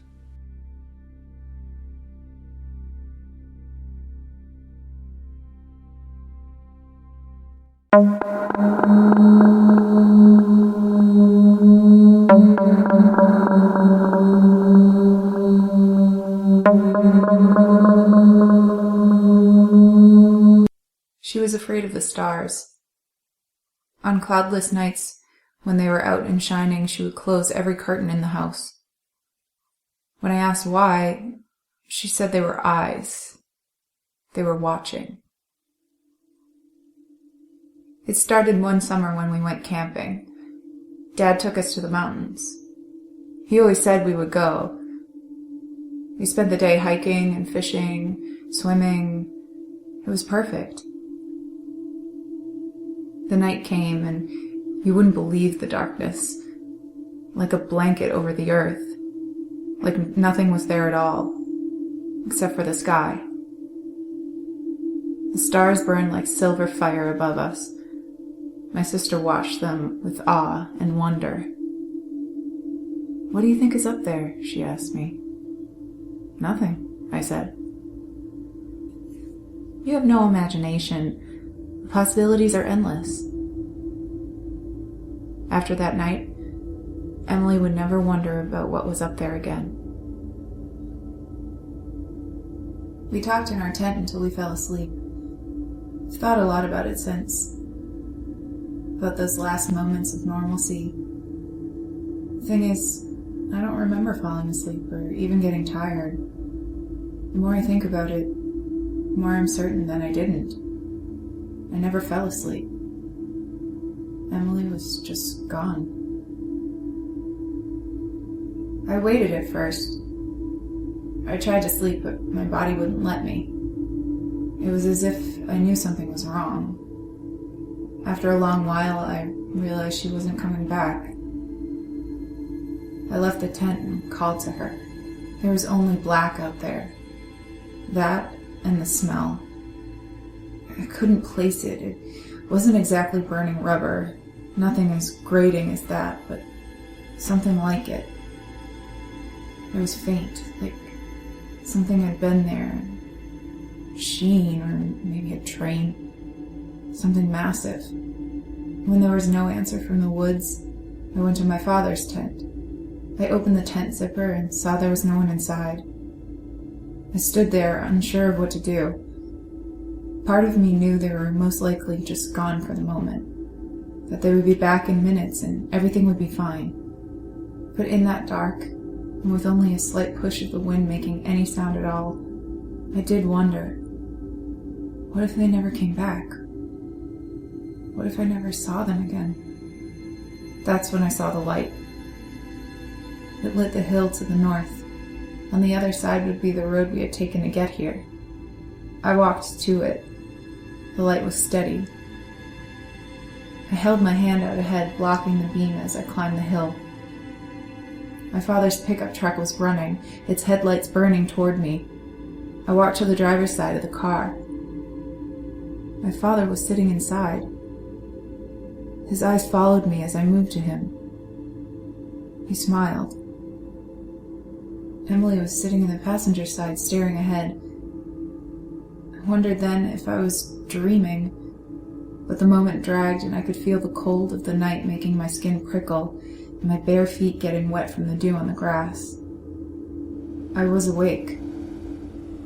"What's going on?" I asked. "We'll sleep in a hotel tonight," he told me. "Why? What's wrong?" "Nothing's wrong. We're just going now. We'll be back for our things in the morning." He smiled a fake smile and reached across my sister's lap to open the passenger door for me. In complete confusion, but with no wish to stay there alone, I walked to the front of the car and got in beside my sister. My father pulled the gear to reverse. There was a slight dip in the short hill, and I was able to see our campsite as the headlights passed over it. There was a man standing between the two tents. He was grinning. I made no sound. I was too terrified. As we drove the winding road, I wondered if he had been there standing in the dark while I was searching for my sister. I knew he had been wearing a dark suit, and that something about him was wrong. But as we drove on, my memory of him faded. I couldn't retain any details. At the motel, my father got a room for him and one for us. Emily immediately went to the bathroom. When she came out, she said nothing, but just crawled under the covers. I tried to ask her what was happening. She didn't say anything. She just lay with her back to me and fell asleep. Or pretended to. Without wanting to turn on the TV, but being scared and feeling totally alone, I moved to the curtains and pulled them back to look at the parking lot outside. Maybe I could pass the time by people watching. "Close it!" Emily yelled. I was startled to the point where I did nothing, just stood there and looked at her. She jumped up and ran across the room. She pulled the curtains from my hands and closed them tight. She held the fabric like it was all that stood between us and a raging fire. "Don't open it," she told me. She never explained why, but her fear was infectious. When I went to bed, I couldn't sleep. I would keep turning my eyes to the curtains. They were lit from the back by lights in the parking lot. I kept waiting for a silhouette to creep along. I saw all kinds of things in my mind, but nothing came. The fear followed me as I finally did fall asleep. I had a dream that I woke in the middle of the night. Something was bothering me, a sound. At first I couldn't tell what it was. Then I realized it was whispering. It was coming from Emily's side of the room. I could hardly see anything in the dark, but I could tell she was not in bed. Emily was just a shape in the darkness, standing against the wall next to the open bathroom door. She was facing me. I wondered why she didn't say anything. After a few moments, my eyes adjusted and I could tell she was barely awake. Maybe not at all. Her eyes were only partly open, and all I could see were the whites. The voice, the whispering, it wasn't coming from her. It was a man's voice. It was coming from inside the bathroom. Even though all I wanted was to run, for some reason I turned and looked, but the bathroom was too dark. I couldn't see anything, only hear it. But the words were too fast to discern, and they were not in English. I ran back to the bed and covered my ears. I remained like that until I fell asleep. It was many years before I could admit to myself that it hadn't been a dream.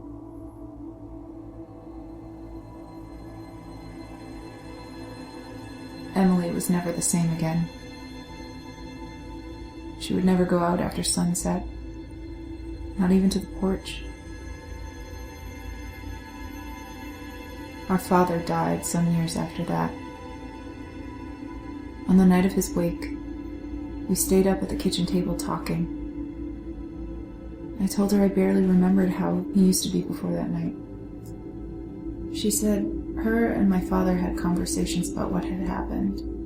They spoke about it every night. That took me by surprise. He had never mentioned anything to me. They said they would talk all through the night until dawn. Partly because they were afraid to go to sleep at night. And then she told me what the man had said to her. The man I saw in our campsite. The man who whispered from the bathroom that night and would sometimes come to see her on the nights she was alone. His name is Indrid Cold, she told me. He's from a place called Gathering. And the more I tried to understand, the less anything made sense. You saw him? I asked her. You know him? I don't know why he's always smiling like that, she said. She was trembling. I woke in the middle of the night. She had begged me not to go to sleep, but I couldn't keep my eyes open. I felt guilty leaving her alone at the kitchen table, drinking her coffee, but I didn't believe there was anything to be afraid of. Whatever happened had happened many years ago, and I had no reason to fear the night. Before I had said goodnight and gone to bed, Emily told me one last thing. We will see you again, she said. That's what he always says when he leaves. When I woke, I felt something was wrong. It was the same feeling I had in the tent all those years ago. My stomach clenched and soured. I felt something pulling at me to go to the window. When I looked out, all I saw was the silent dirt road, the grass and single street lamp. I looked up to the sky, expecting to see the moon or an array of stars, but there was nothing, just black. I assumed there was a cloud overhead, and then I smelled it again. Not quite burning rubber. It wasn't until weeks later that the thought occurred to me that something may have been there, blocking the sky. Something so big I couldn't see its edge. The entire house was ransacked. Everything had been thrown to the floor, broken, ripped. I wouldn't have slept through it. I wake up at the slightest sounds, and this was chaos. Emily wasn't in the kitchen. She wasn't in her room or outside. My sister was nowhere. I was the only one home. But I didn't feel alone. And I haven't since.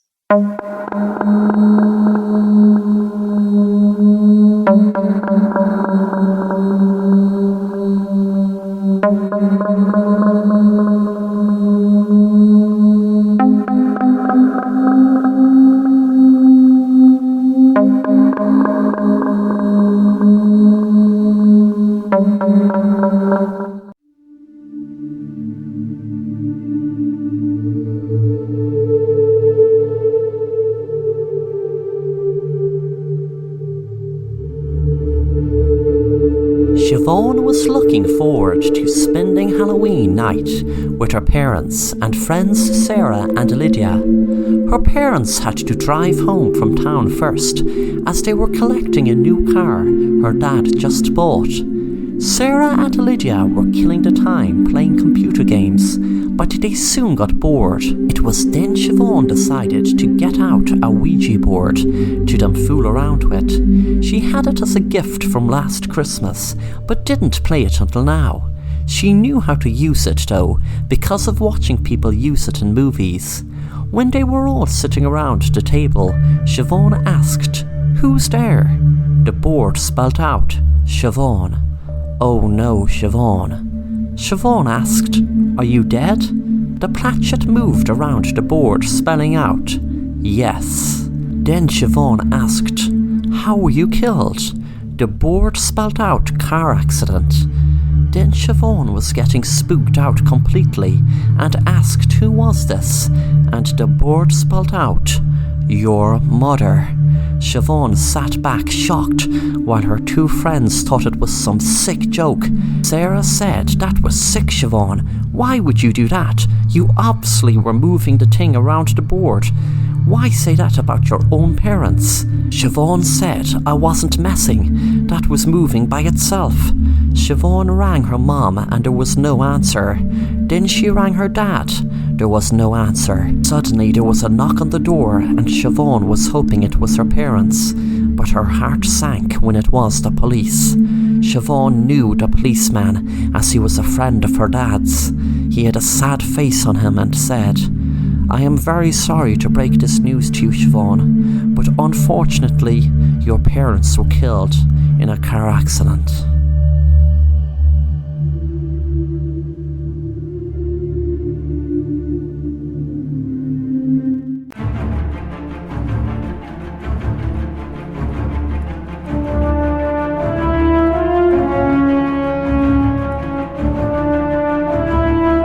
Gypsy Susie Black was a clairvoyant after realising it years ago from when she was a little girl. She used to know if she got an A in school before she even did the exam. She knew if it was going to rain, or if it was going to be sunny, or if it was going to snow. She had crowds and crowds flock to her to get their future told. All Susie had to do was hold their hand and she would see their future. She was the real deal. One client was delighted with Susie. She had great news to tell her. She said, "Madame, I have looked into my crystal ball and I've great news to tell you.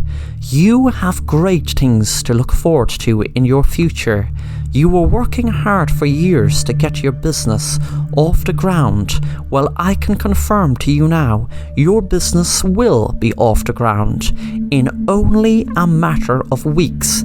And not only that, but it will be very, very successful and bring you in lots and lots of money. And you will be very, very happy doing what you're doing.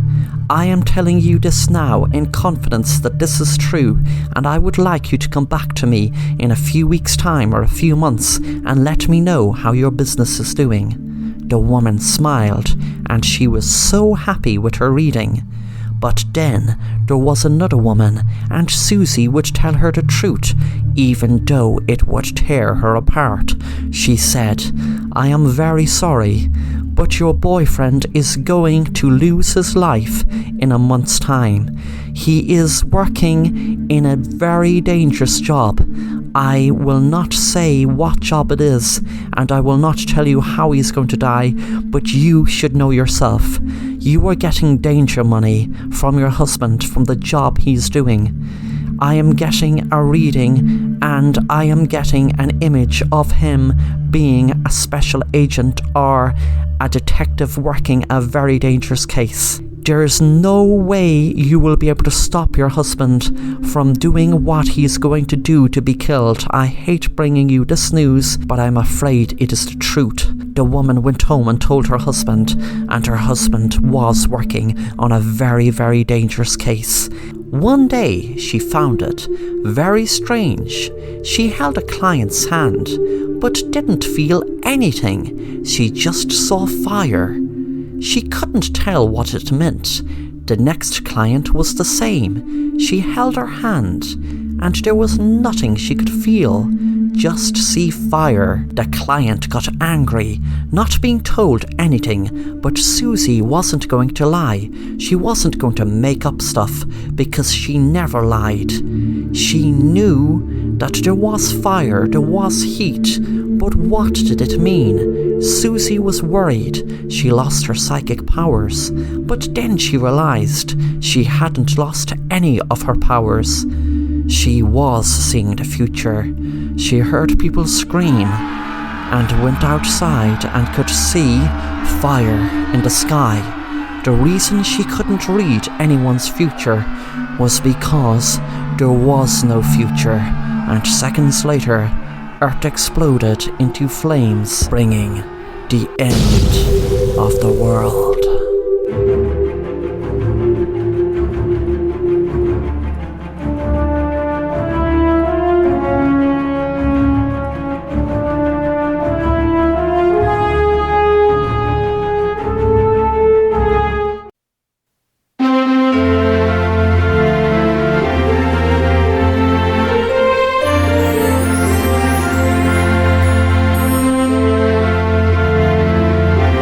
It was Christmas Eve, and Carmel was very excited, looking forward to Christmas, and knew she couldn't sleep with anticipation of Santa Claus bringing her presents to her in the morning. Herself and her mom and dad were leaving a glass of milk and a carrot out for Santa and his reindeers, what they did every Christmas Eve. Then it was time for her to go to bed, her mom and dad told her. As she went to bed, she found it hard to get to sleep with excitement. She heard a noise from downstairs, and being so excited, hoping to catch a glimpse of Santa Claus, she went downstairs. And to her surprise, she saw a man at the kitchen table. She turned back slowly and crept up the stairs and went into her parents' room, nudging her mom awake. Carmel said, "Mommy, Mommy, Santa Claus is downstairs." Her mom said, "That's great, sweetie, now go back to sleep, or he might get mad and not leave your presents." Suddenly, Carmel's mom heard a noise from downstairs, so she went down to investigate. Her heart pounded in her chest when she saw a black figure in her kitchen running out of the door with their turkey. Carmel couldn't understand why her mom was so afraid.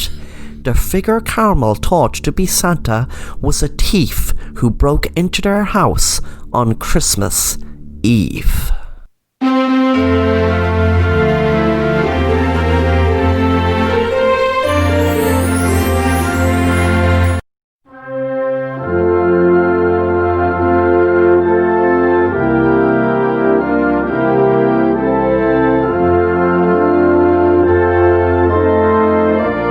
Me and my friends were having an awesome New Year's Eve party. I started speaking to a girl called Krista when things started getting a bit weird. We were alone in a room and she started speaking about New Year's resolutions. She looked me in the eye and asked, "Do you know where the dark goes when the light comes on? Do you know where the light goes in the dark?"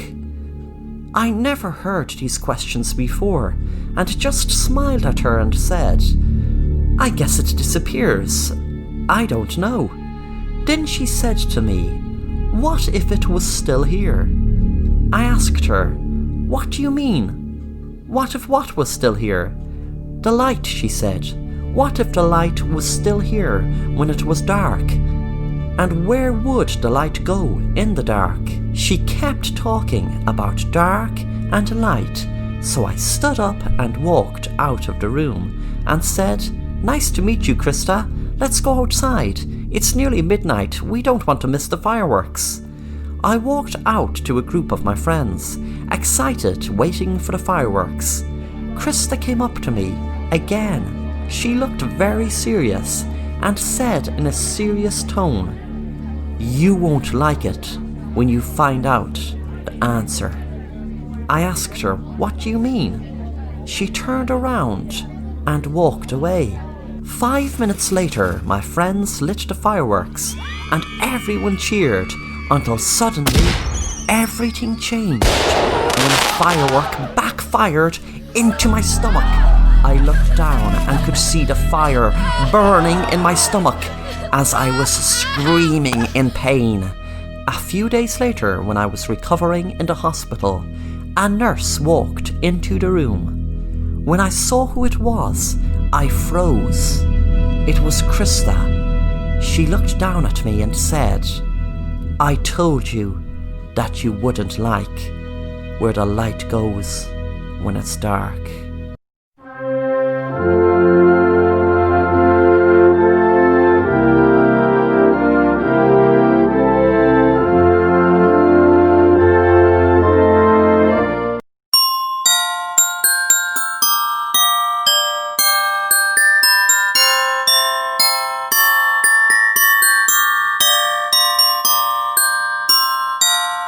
My family were very poor, and this year has been the worst year ever.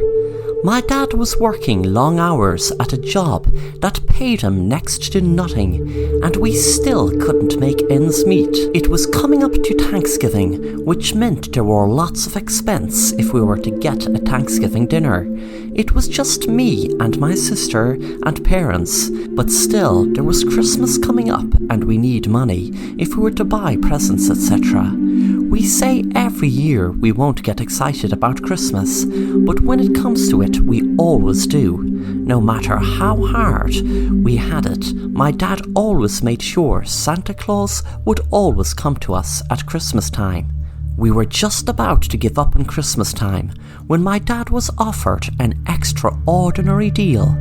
This man that looked like he was working for the government or was a secret agent approached my dad one day randomly outside the mall. The man said, "Hello sir, let me introduce myself as Mr. Change. I call myself Mr. Change because I make people's lives change. I can't say where or how I heard about your unfortunate circumstances, but the main thing is I did, and for that reason it makes you a very lucky man. The reason it makes you a very lucky man is because I can change your life totally. I can set you up in a high-paying job with holidays paid for 4 times during the year. The first year you will be exempt from paying any tax, and you will also be given a new luxury home and car. Please don't say anything or give me any answer until I finish what I am about to tell you.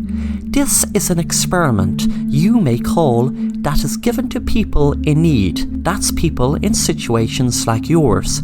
You are working around the clock and see no signs of it, but I am giving you the opportunity to that all change. All you need to do is come to a secret location where you and your family will be blindfolded to and taken to enjoy a lovely Thanksgiving meal. We will have top chefs preparing the meal.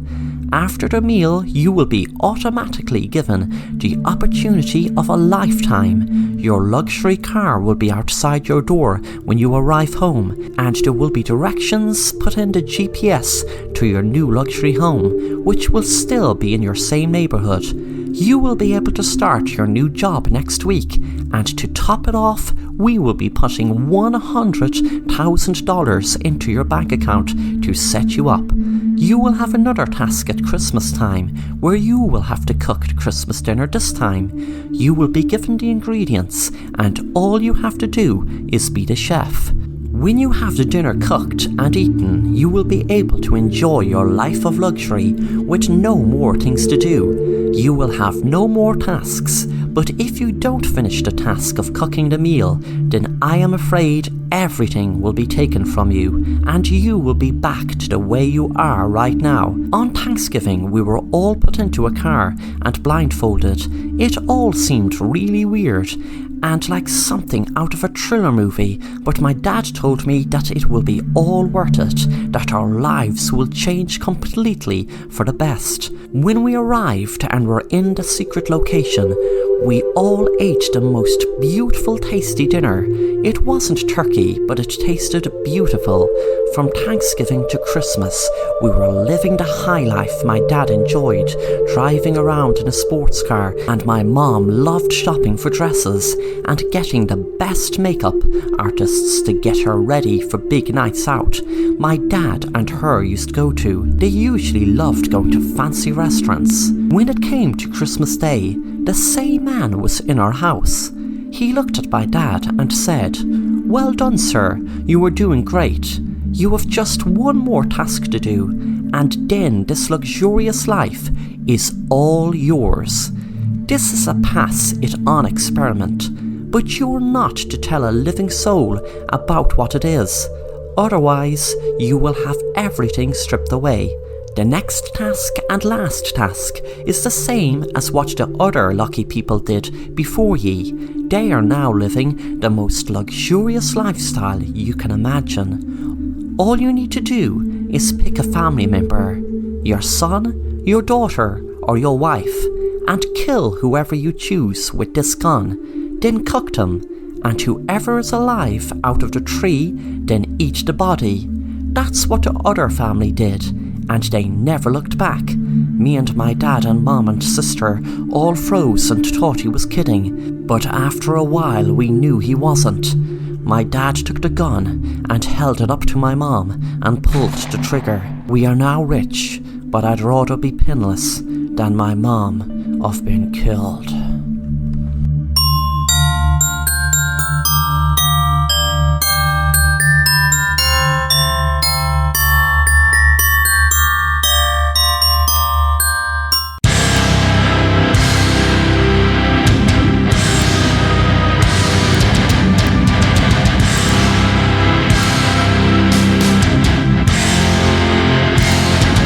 Martin and his friend Simon were in school one day, talking about what they were going to do for the weekend.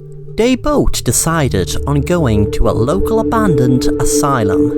Lots of teenagers loved to break in and throw parties there, and there was a few sightings of weird stuff, but nothing was taken seriously. Martin's sister conceived her baby in the asylum, and she was heartbroken when the baby died just a few minutes after being born. His sister hated the asylum ever since and put it down to the asylum being haunted, the reason her baby died.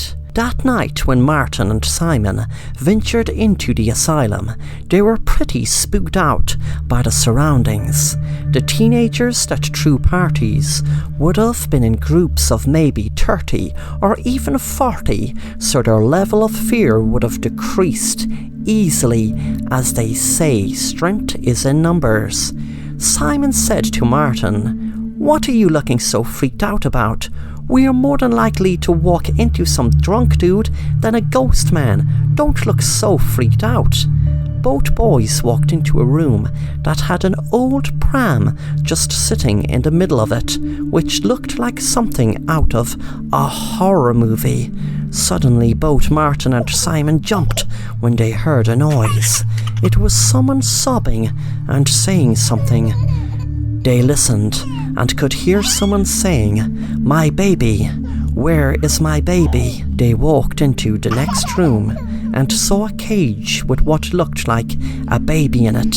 They ran out of the asylum as fast as they could, and both didn't believe their eyes. What was a baby doing in a cage? But the worst thing was, it didn't look like any ordinary baby. It looked demonic. The eyes were dark and they didn't even want to dwell on the evil they felt. They felt cold.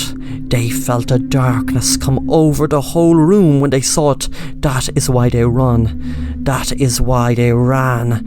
That is why they sprinted out of the asylum. They spoke about it on the way home, after running and running for what felt like miles, but in reality was only minutes. That night, when Martin was in bed, he thought he heard a noise, so he put on the light, and to his shock, he saw a pram sitting in his room. He walked over to it, and suddenly there was a knife from the pram stabbed him.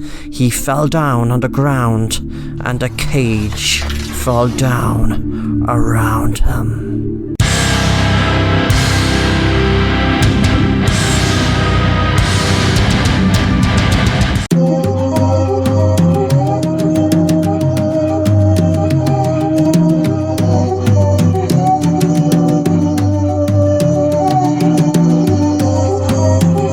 Tim lives in a country town in Texas and loves driving his pickup truck, but for years and years he knew not to stop outside this certain cornfield. The field seemed to stretch for miles and miles, and he dreaded the day he would run out of fuel if he had no choice in the matter to stop.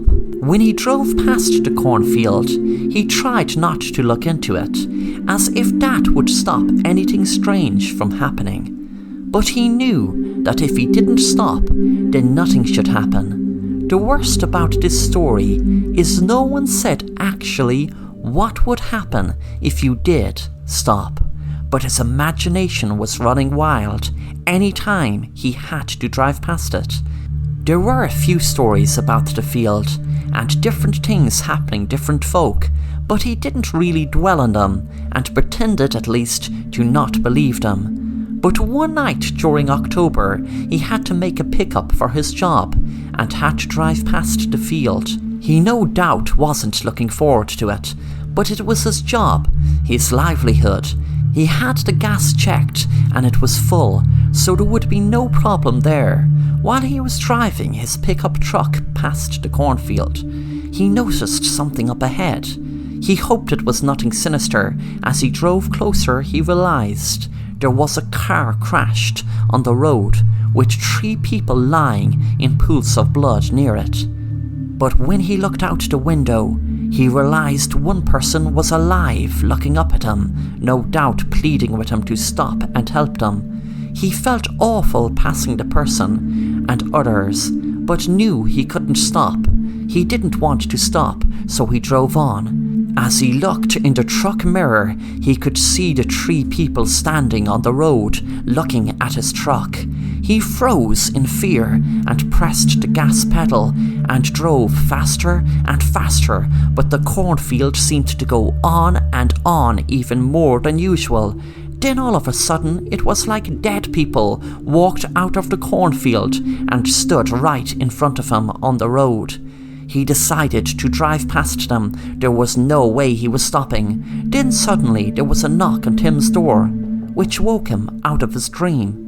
When he answered the door, the sheriff was standing on the doorstep and said, "I'm very sorry to break this news to you, Tim, but your daughter unfortunately has been involved in a car accident out by the cornfield. I'm very sorry, but she didn't make it, and 2 of her friends were in the car also. One has survived." Tim couldn't believe what he was hearing and was in a daze. The sheriff said, "Tim, are you okay?" Tim was wondering, was this still a dream? Then he felt drowsy and looked up. He was still on the road, near the cornfield. He checked the mirror and looked behind him, hoping this was still a dream. He walked back to see who the dead people on the road were, and he looked down at himself, his daughter, and his daughter's friend. He then realized he was dead.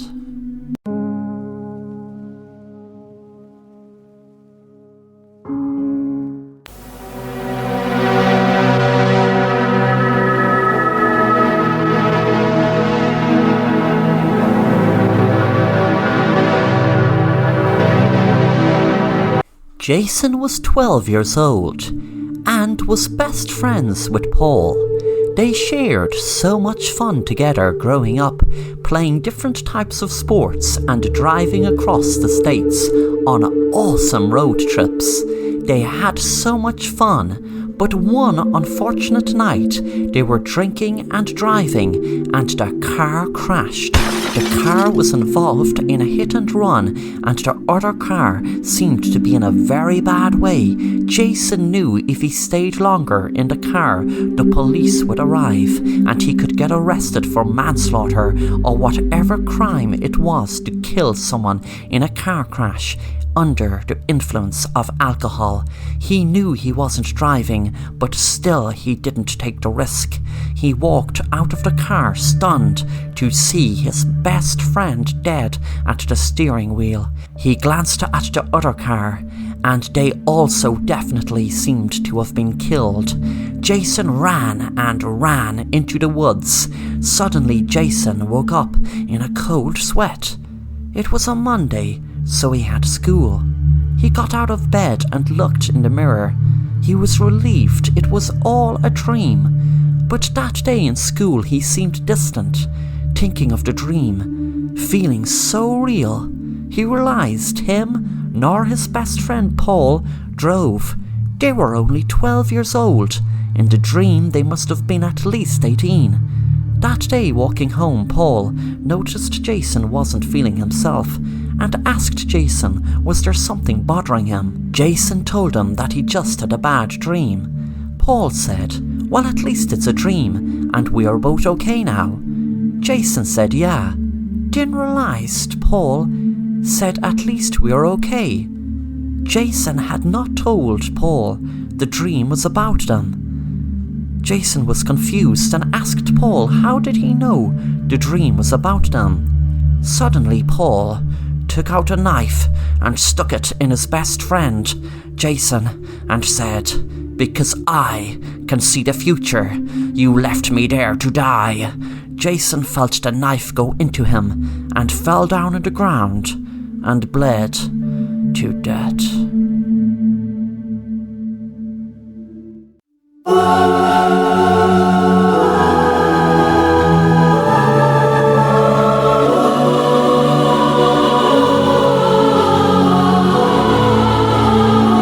Mary was visiting her husband at the graveyard when she nearly got sick with disgust, realizing that for the third night in a row, her dead husband's grave was vandalized.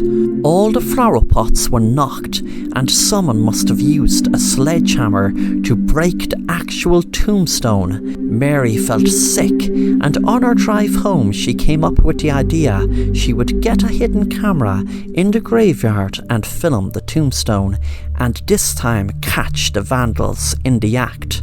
She hoped they wouldn't wear ski masks as she wanted them identified and punished for what they did. Mary's husband Frank wasn't himself the last 2 weeks, and she nearly collapsed with shock when she walked in on him after committing suicide one night. He was just lying down on the floor with loads of pills next to him. She checked his pulse and knew he was dead. The next day she fixed a CCTV camera to the graveyard where her husband Frank's tombstone would be in clear view of the camera.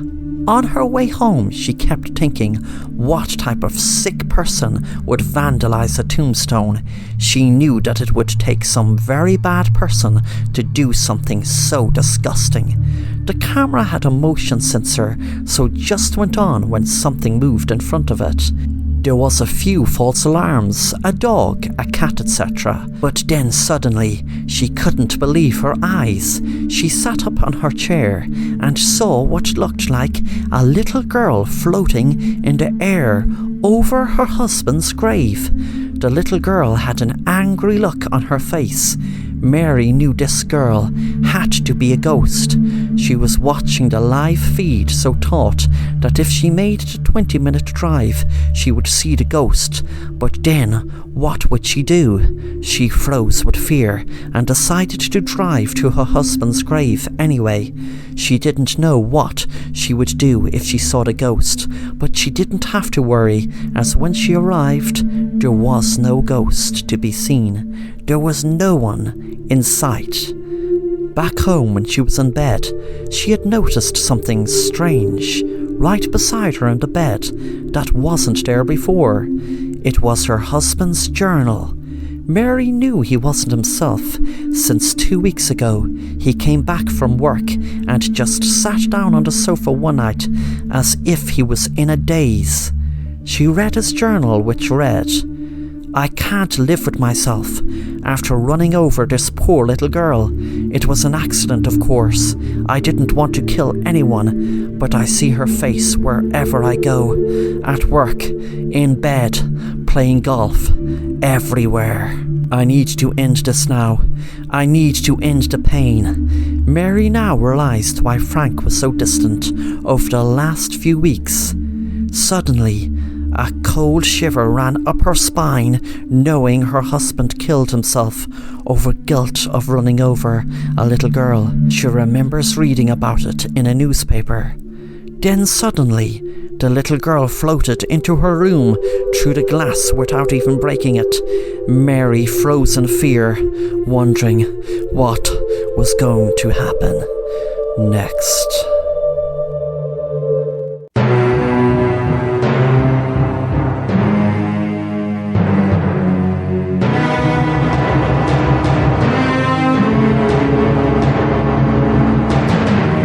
Everything changed one night when I was bored and I decided to look through the attic to see could I find anything cool. I came across a really big box of old comics, and one that really caught my eye was a comic called Weird Tales from 1928.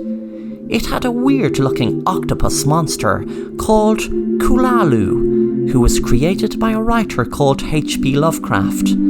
I went downstairs into my bedroom and couldn't stop reading. It was so exciting and so interesting. It was like the comic was written just for me. I found it so awesome.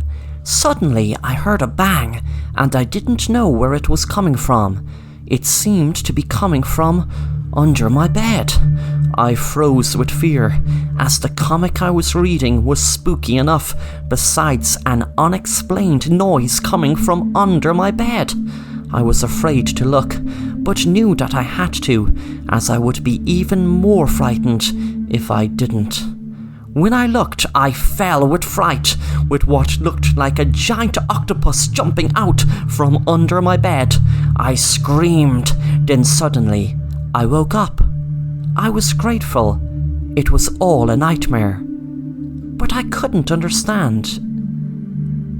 How did I dream about something that I never read or heard about? I researched Kulalu and Weird Tales on my laptop, and the comic did exist. I wonder, how did I dream of something I can't even remember hearing of? I kept asking myself that question. I was relieved it was just a dream, but it bugged me. How did I dream of something that did exist, but I can't ever remember hearing it? Anyway, I was glad I was okay, and just tried to look on the bright side. It was all a dream. I realized it was dinner time already, and heard someone shouting at me. It was my mom calling me for dinner. She was just back from work. I sat down at the kitchen table and asked Mom, "What's for dinner?" She said to me, "I got into a mad mood today and decided to try something new. I bet you couldn't guess." I said, "No, Mum, what is it?" She said, "Octopussy." I froze in fear, thinking of the octopusy-like creature in the comic Kulalu. Then I saw a book lying on the kitchen table, and the author was H.P. Lovecraft. I looked back at my mom. and her eyes turned red.